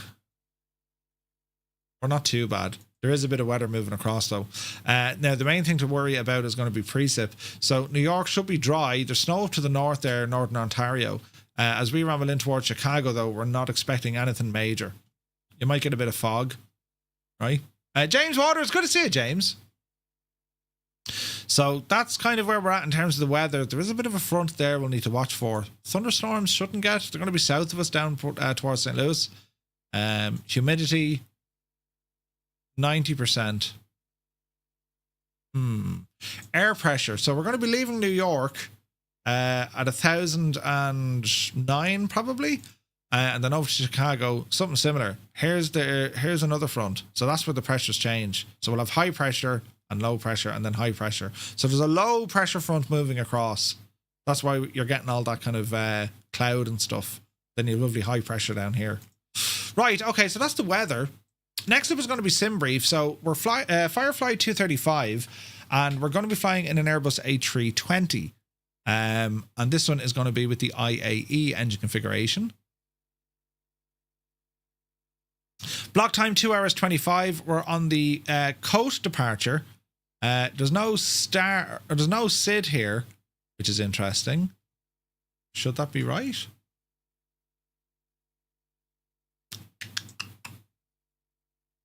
That looks right. If we're departing out of runway 13. Huh. Naughty, should there be a SID here, no? The first waypoint in your route doesn't connect with any SIDs. Alright. So it's a non-standard departure. Alright, fair enough. We'll do that. We do have a star though. We're on the Windy 3. Is it Windy 3? Windy 3 arrival, 28 right. Flying Trits is here. Good to see you. Photos by Kev, welcome in. Vectors on takeoff. Right. Okay, that's the first job. Now it gets mad because this is not an ordinary flight. We use a lot of hardware for this, right? So, allow myself to, oh jeez, I'm after making that not bigger. How did you do that? My control has a knot in it. Hang on. Jesus. Now. Oh, Jesus. I'm pressing buttons in the background. Control! I've made that, like, just incredibly worse. Hang on now. If we do one of these, one of those. Yes. Right, back to where we started. How do I fix this mess? Do one of those. Yes, I fixed it. Right. There's me controls fixed. Now, friends, this is where it all gets, you know, have I up... Is Airac out yet? Scammer in Discord? Scammer in Discord. We love an old scammer. Where's this now? Let's have a look. Is he in the Bremen bar? A fella called Fenton. Now, Fenton. Do you know what you can do, Fenton? Good man. Previous hour. Good luck to you. Fenton has been removed. I think I got in there ahead of Muse. Your Airac just updated as well. Right, okay. Well, then we better go off and update our Airac data. Now, we're on 2603. Right, well, then hang on. We'll exit out, right? And we'll open up all our Navigraph stuff. So I'll do it on the FMS data manager for me explain stuff, and sure, we'll do it over here in Navigraph Hub. So 1, 2, 3, 4, 5. That's all my nav data coming in for explain. We'll just wait for the sim to shut down. Sign in. Sign in. Go. Approve. Thank you. Now let's have a look. So yeah, there's tons of updates there. So we need to let the sim shut down properly. The sim will auto update itself. Should do. Muse nailed him, did he? Brilliant. Sean Game, thank you very much indeed. Cheers, buddy. What a legend. Cheers, man. Right, let me see. 2024 update. Update. Update. Update. There's our main updates. Now we'll grab the CRJs. Grab the iFly. We'll update the F28. We'll update the T6. We'll update our PMDGs. The MD11. Boz, that's all 20. You're such a muppet, Merv. I was in 2020. Right, we'll update 24, look. Update, update, update, update, update, update, update. The iFly takes ages to update. They're all looking good. Updating the CRJ. Well, that's doing that. I need to grab some stuff. So here's a shelf. We need a shelf. And this is where we start putting our stuff in. Let's see here now. I've wires gone under here, so I need to remove those. Right? Them out the way. And we are going to pop this little dude in there. Something like that. And tighten it up.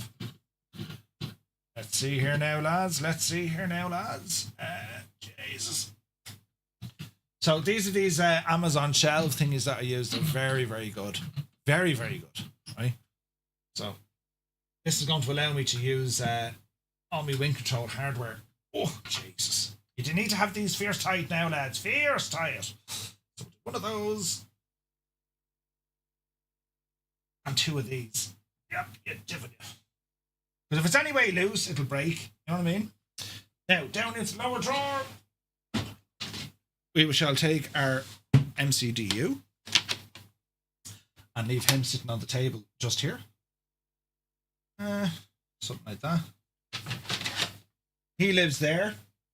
Next, we have our wind control Orion, or not Orion, do you hear me? Our wind control, now hang on. I use Velcro on these. Does that fit there?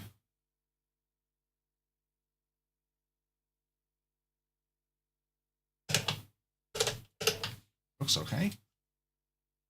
It's fairly tight like a tiger. They go there.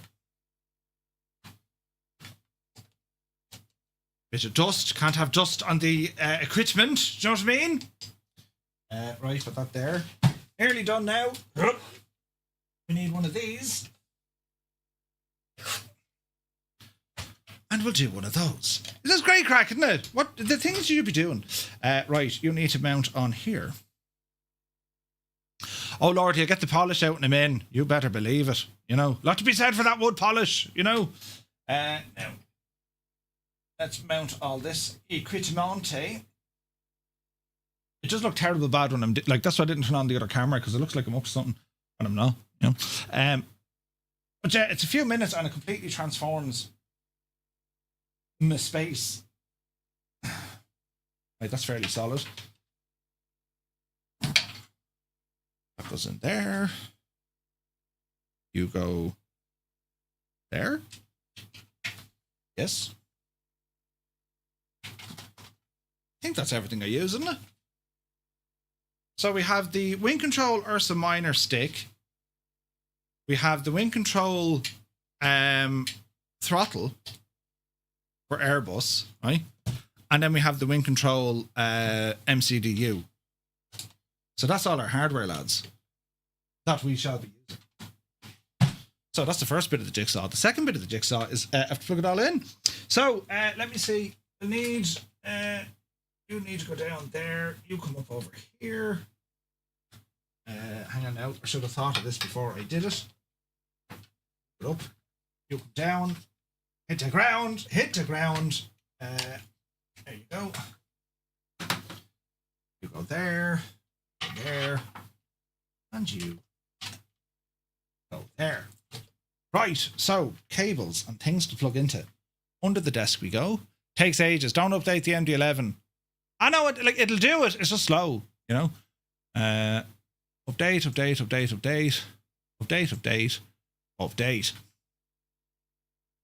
Okay, now we're plugging stuff in. Doo-doo. And we're plugging more stuff in. Where are you? Doo-doo. And then we're going to plug even more stuff in. I have a handy little connection underneath my desk. Helmet, Murph. Right, remember the last time? I think you knocked the mouse and moved the iFly. Uh-oh. Hang on there now. I have a little gadget. I have Velcro stickers under the table then that catches this stuff. Why is that a sticker on its own? Oh, jeez. Jesus. How did that happen? What was that for? Interesting. No, that's not right. Where's the... There it is. Is it? Right, okay. We're looking good. Cables go up out of the way, so we don't need to see those. Cables go up here. Now, MCDU, remove before flight.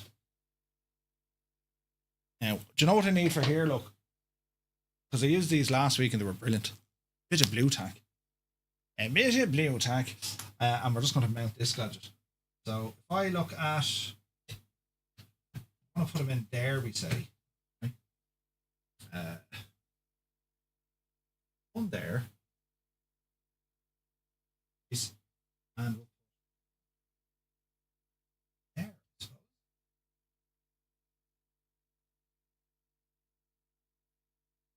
Now we're threshing. Right, how are we looking? They're all done. Outside of the sim. 1, 2, 3, 4. Right. They're all up to date. Close that. We're looking good. Right, we're looking good. Okay, close. We're going to go into our SimApp Pro. And I just want to make sure that our hardware is doing what it should be doing, right? Because we need to test all this stuff. Let's go into this gadget because we need to put it onto the single stroke double shaft. Yeah, you see. That sounds good. Looks good. All right. And let us go ahead and fire up the sim again. Yeah, that's what it's called. Don't blame me for the names, lads. Don't blame me for the names. Right, so I'll show you this now. Oh, Jesus. Right, hang on. I need to just tidy up some cables here. We like living in a world of a cable tidy free zone. Jesus. Where's this now? Right, so that goes there. And this lad should be just tucked up out of the way. there. Right? Down. If I grab my phone, I suppose. If we do our phone with this could work, couldn't it? So if I say, let me see, if I say screen share onto this, right? Hang on now, lads, hang on now. If we do one of those, and if I stop this guy screen sharing, we should get the phone up on this. Apple TV. Huh. Maverick, please. Left-hand job. Yes, what could possibly go wrong? I'm telling you. So if we do one of these, right? And do I have it set up right? I do. Right. So shaky hands camera. This is now what we're working with. So here is our Ursa Minor, right? So that now lives on a shelf, as you can see. That's a little shelf thingamajig that we've put into play, right? And what we have basically there, it just keeps all of this rock solid. It doesn't move. It doesn't budge, right? Across then, we move across. We have more things. Then we have this gadget. And this, of course, is the throttle. And that too is on a shelf. It's mounted on these shelves, so you can see where I can kind of put all the stuff in, you see. You know what I mean? And then behind that, we have this remove before flight that Gibbo made me. And that is our MCDU. Ooh and ah.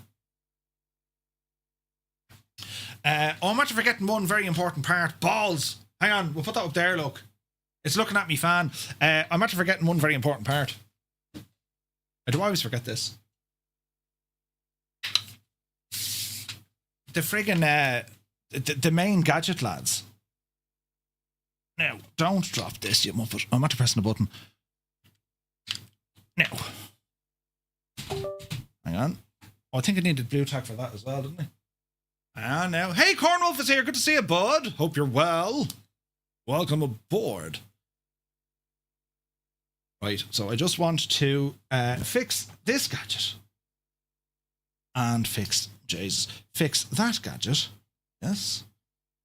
Yes, something like that will do. And we'll be putting this gadget, tie it, and riot. Why is that off? Jesus. Hang on now. Did that move? No. That's where you need it. Right, hang on now. It's in under, you divil you. Yes. Yeah. Bing! That gives us the Airbus FCU unit. Ooh, you know, and we do have the Boeing one, but that's for the Boeing, you see.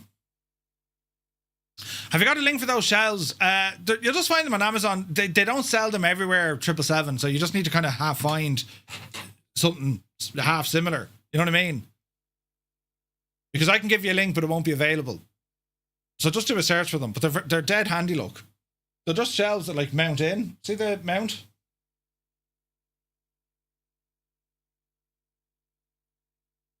And they work on, you know, they work on like a little hinge system. So if you need to, you can like, I'm not going to try it now because it'll pull cables, but like you can literally drop that unit down. They're dead handy. Very, very good. Especially when it comes to like, you know, you don't want to be constantly changing your space. You know what I mean? So I find them to be absolutely brilliant. And then you just look at... now, the other thing, this is where all my wires are going, look. Jesus, look at the wires back here. But this is me little USB buska thingy, look. It looks terribly untidy, but I can assure you it works well. You know. Naughty, take it easy, buddy. I need to tidy up all them wires back there, look. Jesus, that's terrible. Didn't even know that was going on, look. That's terrible sad, isn't it? But you can't see them, so it looks lovely. You know, with me Crocs. And then over this neck of the woods... Well, you've seen all this before. That looks untidy there, but I know where everything is. And then we have the new, well, that's the Mac. And that's where I do look. That's the camera in which I do look. See?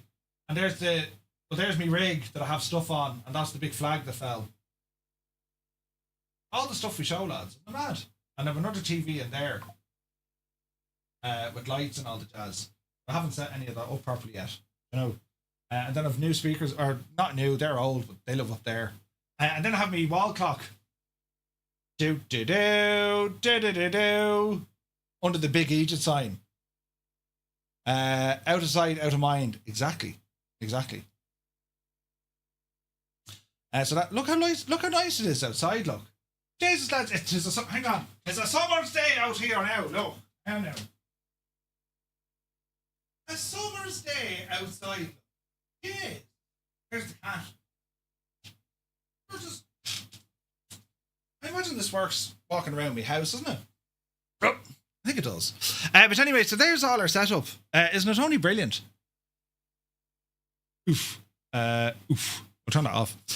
Right, so that worked a charm. Now what do I have to do? What are these? I'm turning this guy back on. Thought I was having a house tour. Right, your creative space is chaos compared to the rest of your gaff. It is. Right, is that working? It is. Alrighty then. The things we do, friends, the things we do. Right, get in here. Yes. And now we need to start planning up for our flight this evening. So, free flight. Just like through the keyhole, is what they call it. Why did that turn off? Oh. At least Murph didn't show us where the magic happens. The downstairs jacks. Yeah, it's grand now, you know. Now that's not working. It is working. Right, grand. Okay, Airbus. Thank you, Sumner. Thank you. What are we in? An A32. And IAEs. Balls. Which one was it? The SL or the WL? The SL, wasn't it? Right. And we're going to start off at LaGuardia. LaGuardia. Is this custom scenery? I think it is. It should be. It is. Where are we starting off from? Gate 23 medium. Oh, this is going to be heavy on frames. Not a town in sight. Alright, let's see what happens here, lads. Do. We'll keep it on live, sure. Oh yeah, me sim is going to be screaming at us doing this. According to the log, Murph got there before me by a fraction of it. Yeah, the shame. Muse fan, the shame. I was quicker than you banning your man Fenton. Yup, the garden. Now, I hope this is all configured and set up correctly. We'll find out together, lads. Let's clear this flight. And roads and borders. Right. Let us see what happens.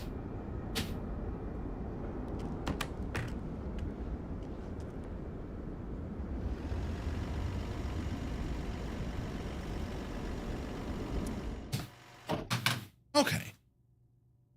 Airbus things. Throttle.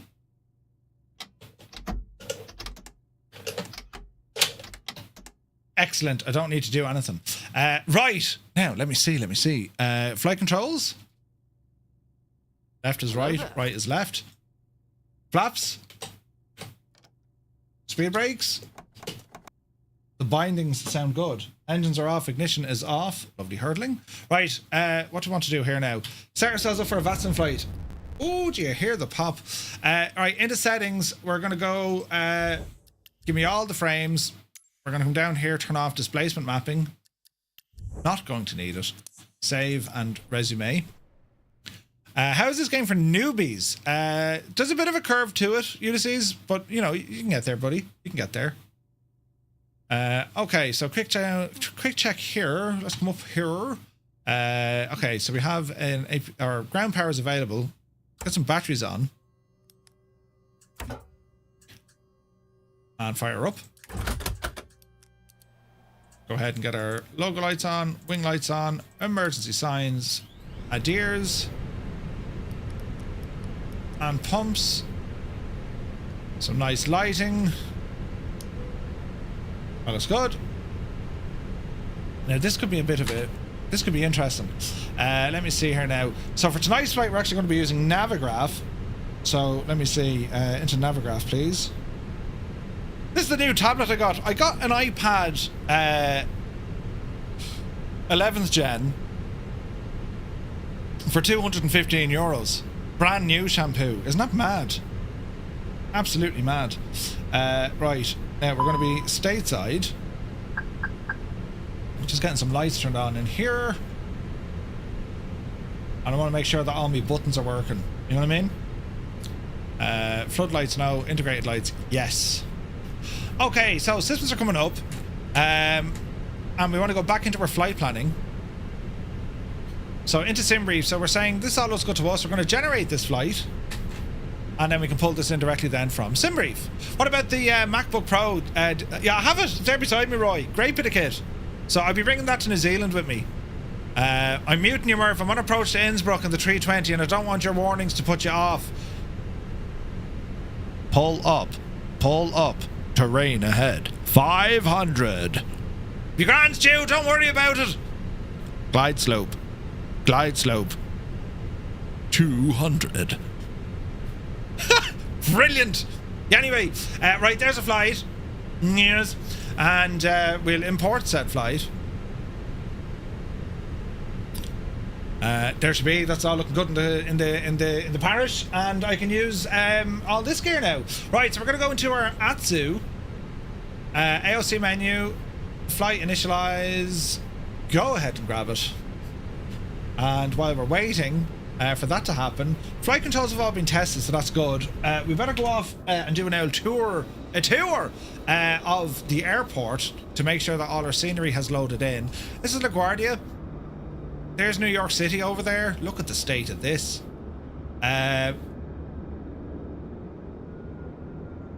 So our plan, import the flight from SimBrief. Runway 13 is our departure. Which means we're going to be down this neck of the woods. Jesus, we're going to be down this neck of the woods, right? So runway 13. What about the throttle call out, right? What size is the iPad? It's a standard iPad. So what is it, 10 or 11 inches? Like, it's a standard iPad, the cheapest iPad you can get. But the difference from the 10th generation iPad, which I was using, versus the 11th generation, there's more RAM and there's twice the storage. It was a no-brainer. Like, it was a no-brainer. And to be honest, the iPad I technically upgraded to was for my son's iPad. He was using my old one, which was a 5th gen iPad, which in today's terms just are rubbish. So the upgrade he's after getting, I gave him the 10th gen and I went with the 11th gen. They're pretty much the same iPad. This one has more more storage, which for flying and maps and all this kind of jazz, better, you know. Is this max graphics? Doesn't look like the vids I've been seeing. Yeah, we'll give it a minute. It is max graphics. We're very close to it. Live time, live weather. We're just going to circle around here to make sure that our scenery is loaded correctly, right? And there's no mad things.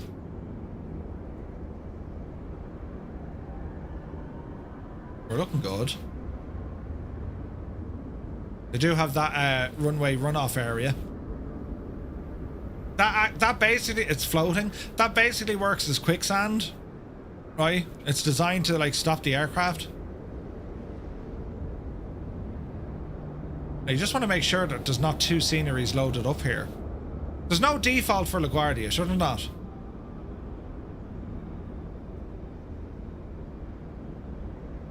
I don't think so. Roy, have a look at that onbuy.com. Onbuy.com. It's frightening how cheap the stuff was. €215. You go to the Apple store, they're about 350, 400 quid. It's crazy. And it's a genuine Apple.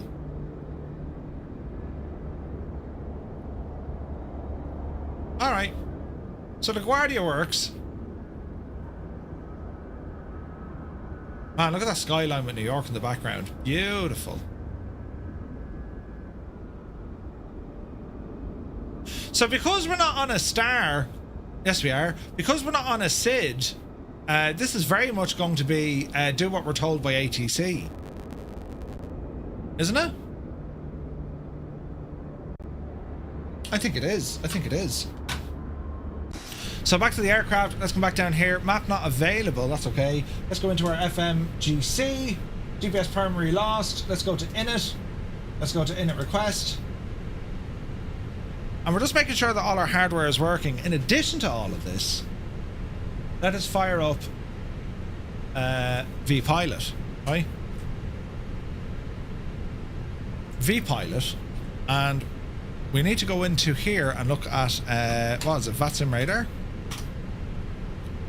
It was a joke. You already have 3 of them. You see, I'm only after getting that now, Roy. Oops. Lenny is here. Good to see you. Sunjammer, hope you're well, bud. Sorry, Roy. Yes, you have an absolute ton of them. Brilliant. Right. Let's see what's going to happen here. Where is this now? Navigraph. Flights. Unload. We're going to import now directly from SimBrief.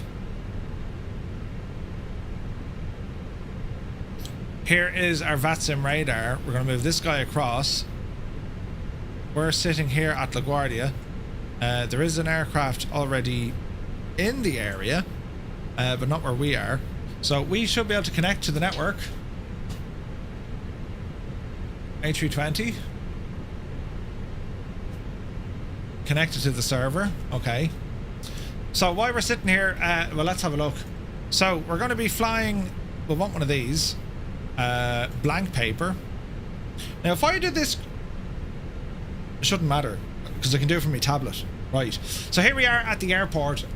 So we're going to be taxiing to runway 13. So yeah, there's a couple of high speed areas here, so we'll probably get pushed. It'll be Papa and then 13, right? Non-standard departure, so Coat is our first waypoint. Then we're all the way across, and let's start looking at this ORNAV arrival. So this is the Windy 3 arrival. Windy, Chicago, makes sense. Are we coming in by Flint, is it?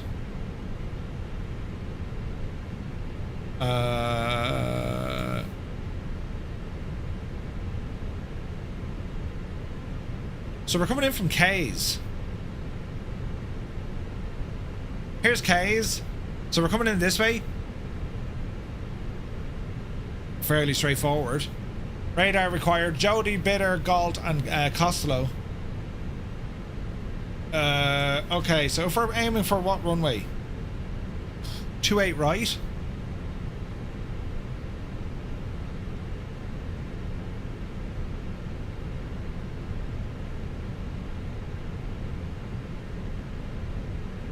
An approach.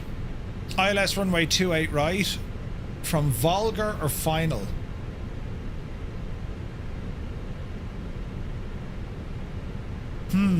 See, now there's an ORNAV there as well.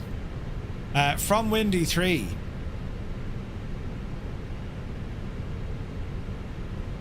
ILS 27. It's given us 28. Is that right?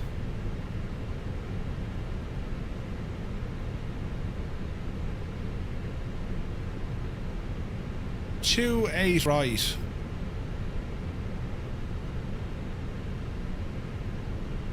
Maybe we should check the real world ATIS. Yeah.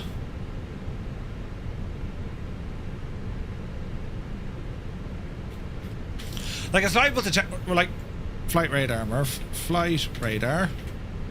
Like we're not heading over there until later on. Like.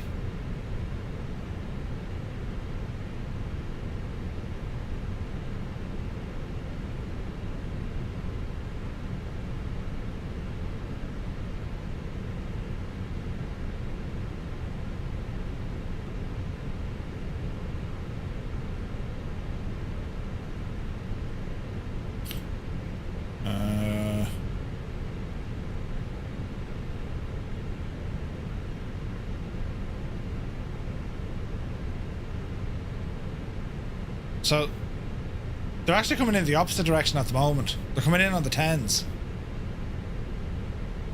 You know? Volga gives you a longer line on the ND, but you usually get vectors to an intercept. Tim Dog, mind yourself. Right, so if we're looking at Volga, let's see here now.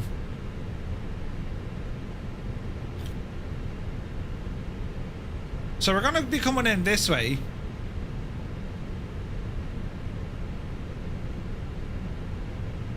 This doesn't look right to me though. This, the Windy 3.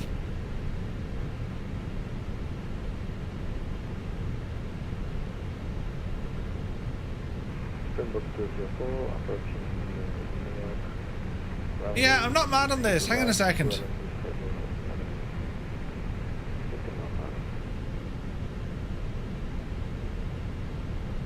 I wonder, can we change this?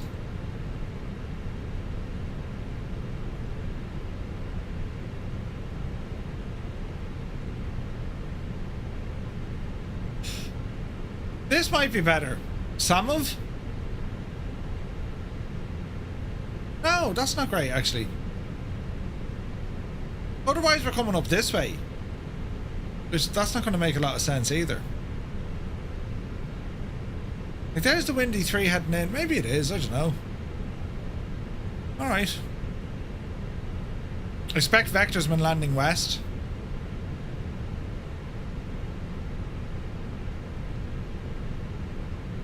From Windy on track. Landing, right? They don't have our runway there, you see.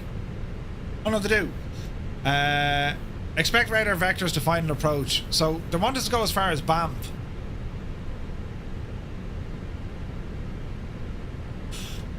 Huh. So does that mean they're going to fly us out this way and then vector us possibly from Banff? That could be right. Or they might turn us here. Yeah, expect vectors. So what's that? Well, they give us the ILS. So if we were to do an ILS onto final. Where's Volgar? That's miles out. Well, it could be Volgar. We'll call it final and see what happens, right? Because they'll probably send us this way. No, they won't. They have to send us this way. And that's a missed approach.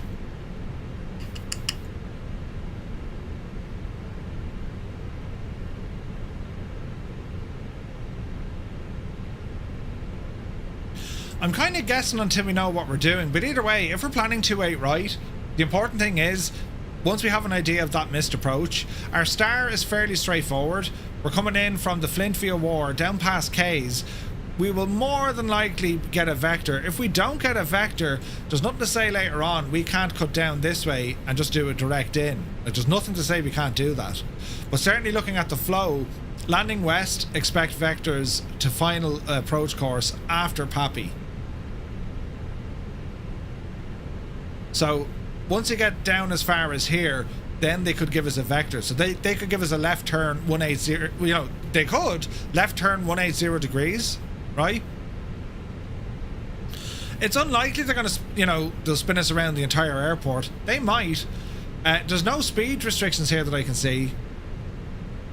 So what's our planned altitude here? 6,000? So down to about 6,000. Bretton, good to see you, buddy. Welcome aboard. 25 months, man. Jesus. By the way, in case the name wasn't clear, you now have a holiday destination locked in. Brilliant. Dude, it's great to see you. Hope you're well, man. Yeah, we're heading into FS weekend tomorrow. Will be fun. They'll send you west if you're coming in on the north arrival, then fly over your home time. Or to fly over your home all the time. Ah, okay. You've moved. It's been a faff. Are you now... KMCO, is that where you are now? Brilliant. Jesus. I mean, the weather's nicer, right? Absolutely, buddy. Absolutely. Great to see you, man. Will you be at Expo this year? A bit warmer, yeah. Chuck, yeah, so... Okay, so we'll just get vector from here. Happy. Expect landing west, expect radar vectors to final approach course after you get to Pappy, you know. If Katie has nothing to do with it, yeah, right? I imagine Katie would be going to Expo. She's going to she's going to FS weekend. So yeah, looking forward to catching up, man. Okay, the missed approach if it all goes south will be Climb to 1100 feet, climbing left, turn to 4000 feet on a heading of 215, inbound on the DPA via war on the radial 082. And then we hold. DPA is DuPage. Alright. Yeah, I think, yeah, Chewy's bringing her, yeah. Hey, Wexford Hurler, good to see you. Welcome in. Glide slope is going to be at 3 degrees. Or if it's going to be at Willett, it'll be a 4.7. So if we do get turned, I'm just trying to visualize this flight in my head. If, for the sheer crack of it, if they, at Pappy, give us a left turn, let's call it 180 degrees, at Willett, well, if we're at Adam, it's going to, or a Dame, it's going to be at 3 degrees. But if they bring us into Willett, our glide slope is actually going to be a lot steeper. It's going to be 4.7. See that? So just watch that. It'll be a steeper approach. Do you know what I mean? AJ, good to see you, buddy. Welcome in. Decision altitude is going to be 851. Elevation of the airfield, 680.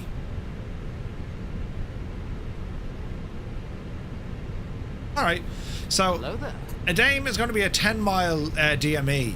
Willett, 4.5 miles.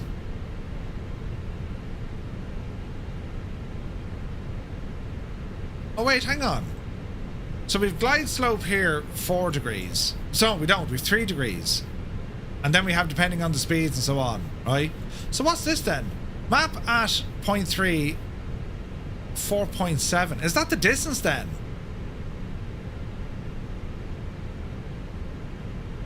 Map at D03. Hang on, we're doing some learning. So it ain't Jesus. It isn't a steeper descent at all. I'm talking out the back of me arse. Where is this now? Map at D0.3.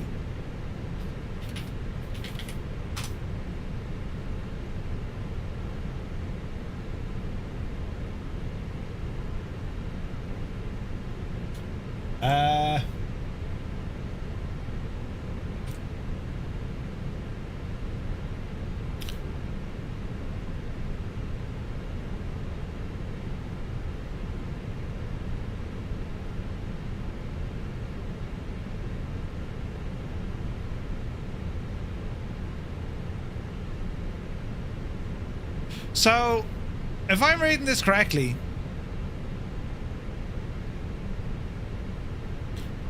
this is your missed approach point. Is that correct? 4.7 DME. So 4.5 is at Willett. So here is your missed approach point. Right. Brooksy, welcome in. Your beard needs a trim. You're starting to look like Santa. It's been years growing. We're getting there finally, you know. 4.7 DME, so that's your missed approach point. Right. Okay. That's why we do this stuff now, so I don't have like a Murphy moment later on going, what? Right. Do you know? Show chart and overlay. No. Okie dokie. I'm happy enough-ish. No, that's the wrong button completely. I'm happy enough-ish. The main thing is the hardware is working as it should. Right? Everything's working. So that's a big happy days. The right stick doesn't move. That's interesting. So it knows we're just controlling left stick. Alright. Let us go to Chicago and load in and see what it looks like. Very jealous of everyone attending FS weekend. Looking forward to it. It's just a timing chart from Millet to the missed approach point given the speeds. Ah, okay. Thanks, Chris. Appreciate that, buddy. If you don't always see it, well, it depends how much flying you're doing, you know. But if you don't always see it, it can easily catch you out. Where am I checking going now? We're going to Chicago, look. Over to O'Hare. So I think this is the default Asoba one. I hope this one's alright.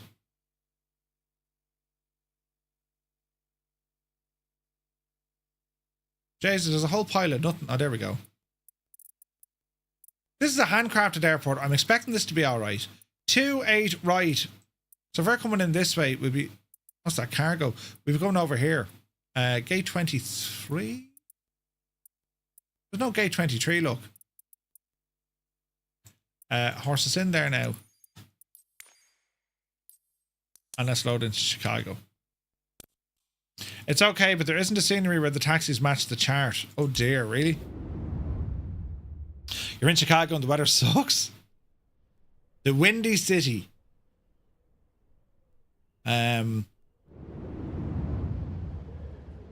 Alright, so the scenery doesn't match the charts. I'm not overly worried. Go by your charts, you know?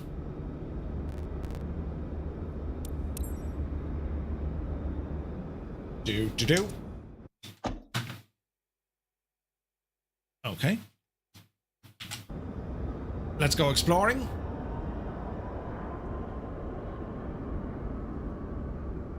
Hey, Columba. What's with all the friggin' gates? Some of them don't even meet the... Right. Like, if people looking for double jetways and, like, we still need to, like, get the single jetways... Like, hello? Right? Jesus. Brooksy just got the Phoenix. Oh, dude, it's so good. So good. These are GSX jetways. Some of them are okay, but some of them are, like, completely shagged. O'Hare is a friggin' massive airport. I've flown in here a couple of times. It's huge, enormous. Coming in over the lake, it's beautiful. Right, so this is our landing runway, 28 right. I mean, you know. Look at the amount of shagging runways. There's 6 of them. There's 6 of them all in the one direction. 6! What do they want that many runways for?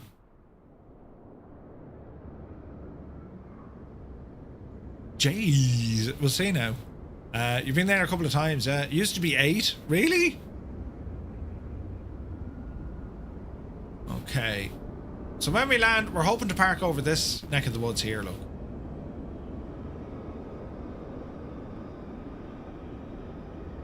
Over by the Hilton.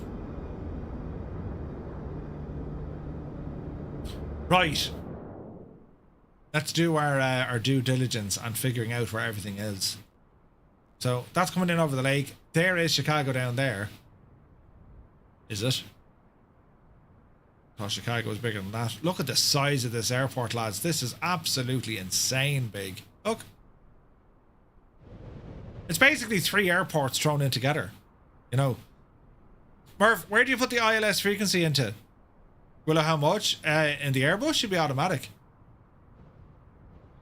We can put it into the nav page if you need to. Yeah, it's the US after all. Isn't it mad? It's huge. Absolutely huge. The Windy City. Just give the, there's 8 runways. We're just giving the sim a chance to load up all this photogrammetry, so hopefully we don't get many stutters this evening. Think of it as a way to kind of, you know, preload the cache. It's actually quite nice. This is live timing, right? It's actually quite nice here.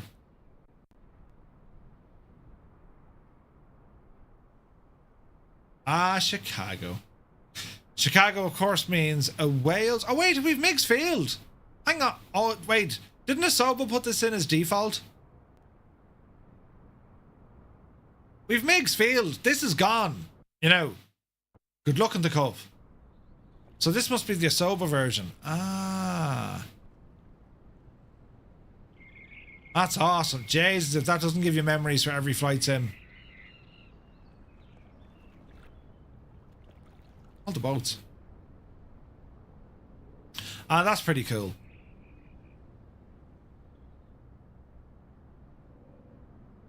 And then in over Chicago. It's a big old city this, isn't it? Jesus. Isn't there like the old firehouse or something after the big well, didn't the whole The whole city burned down and there was like one building left. It's a big white building, but it's not like super high. Where is that now? If there's photogrammetry, we'll definitely see it.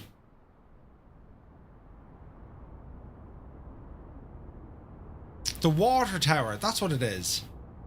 Yeah, there's a water tower here somewhere. It's up this way. The Windy City, lads. I would love to visit Chicago. I will do it in some time in my life because I'm going to do Route 66. But I would love to visit Chicago. The Hancock building is, as in Chicago legal. The Hancock building. Hang on, I'll just go to that now. Where's the Hancock building?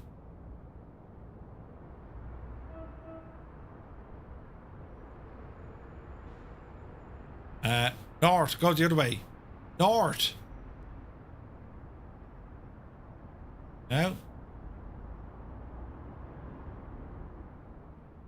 Wait, is that the Hancock building? The tall black one in the distance.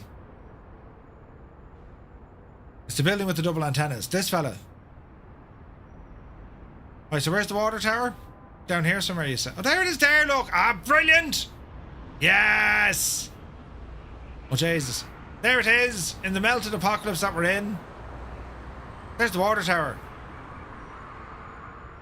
That's deadly, isn't it? The Sears Tower, Hancock is the second tallest. Gotcha. Ah, Chicago. I want to go to Chicago. Look how nice it looks. I mean, come on out of it, would you? Absolutely gorgeous is Chicago.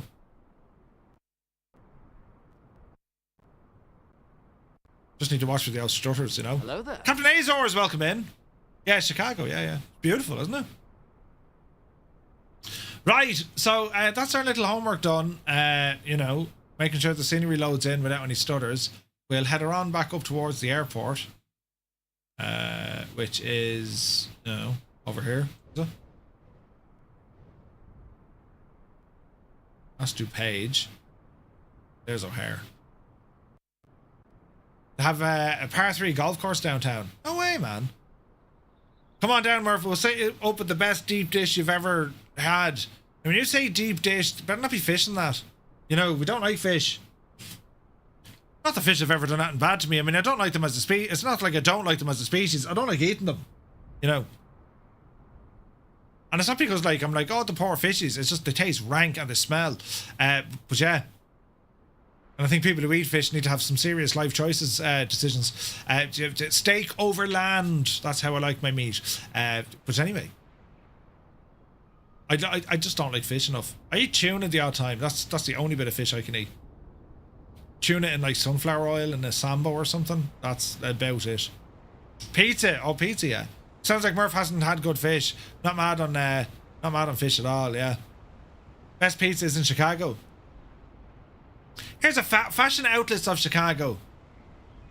I like the way they keep the signage kind of simple. You know what I mean? Bloody hell, lads. Look at the size of this airport. I cannot wait for this flight. This is going to be this will be good. But I do concur about the steak. Yes, steak the best. How come your buildings look that great? Most of the time mine are like World War III has started. Fibro? I don't know, man. I expect the fish feel the same way about you, Murph. You know, he's rank and he smells. Yeah, I'd well believe it. Brilliant. So this is the default Asobo Chicago. It's going to be fine. I'm not worried about it. I could buy another scenery, but nah. I bought LaGuardia, so I think the Asobo one is good enough. They nearly have the river painted green for Paddy's Day. It's not far off green, in fairness. Oh man, I want to go to Chicago. Look at it, man. All that's still there, but they got rid of Meigs Field, so all this area is still there. Chicago. And of course you have the musical. Amongst other things.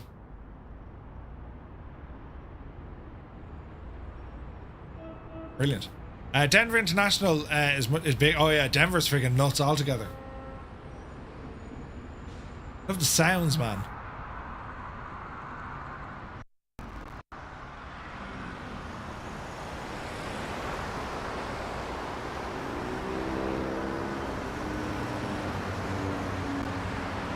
Isn't it so immersive?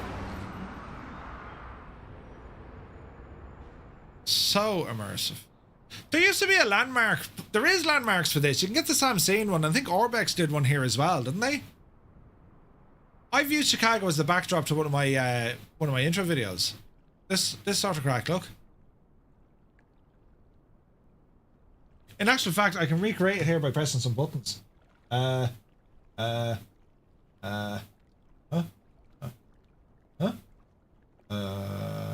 Where is it now? No. No. No. No. No. No. Where is it? The one I wanted is gone.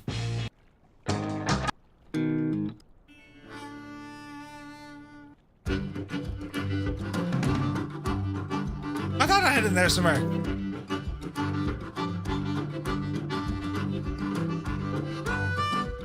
Right? Brilliant. Oh man, I'm looking forward to this. Flying an A320 left-handed with all our wind control gear. This is going to be fun. It's going to be a lot of fun. Right, lads, that's going to do it. I need to go off now and pack for my trip for tomorrow. So we're back to you at 2000 Zulu time, about 6.5 hours time from this point. And yeah, you excited? I'm terribly excited. What could possibly go wrong? I'll end up packing all the wrong stuff, waiting to see. But thank you all so very, very much indeed for tuning in for today's stream. We flew the Caravan with OnAir, and we're somewhat briefed for our long flight tonight on the VATSIM network. Kick-off to that one will be at 2000 Zulu. Looking forward to seeing you all there. So, have an awesome day. Whatever it is you get up to, see you in a few hours. Good luck to you.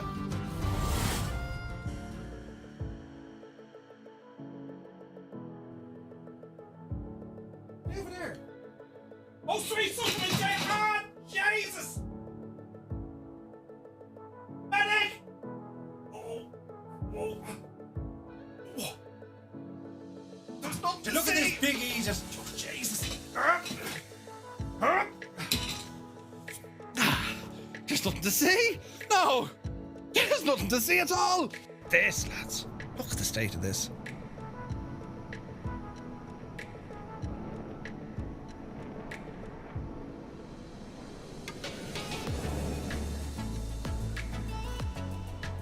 Touchdown, nicely done, beautiful.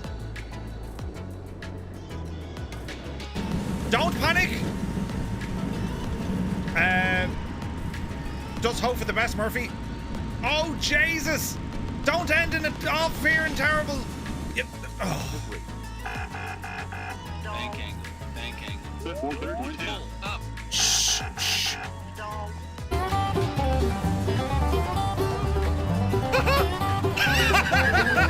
Did you see what happened to Matty Lonesome?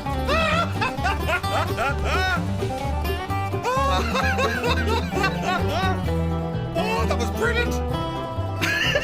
Did you see him? Matty, are you okay? Are you okay, Matty? Oh, Jesus.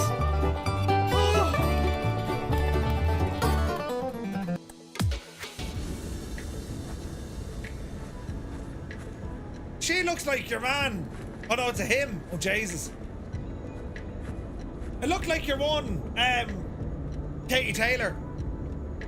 I rarely use this word when it comes to flight sim add-ons. I reserve it only for the special kind. But like, there's no point saying anything other than this is shite. It's shite. Like fancy pedals. Fancy pedals. Uh-oh.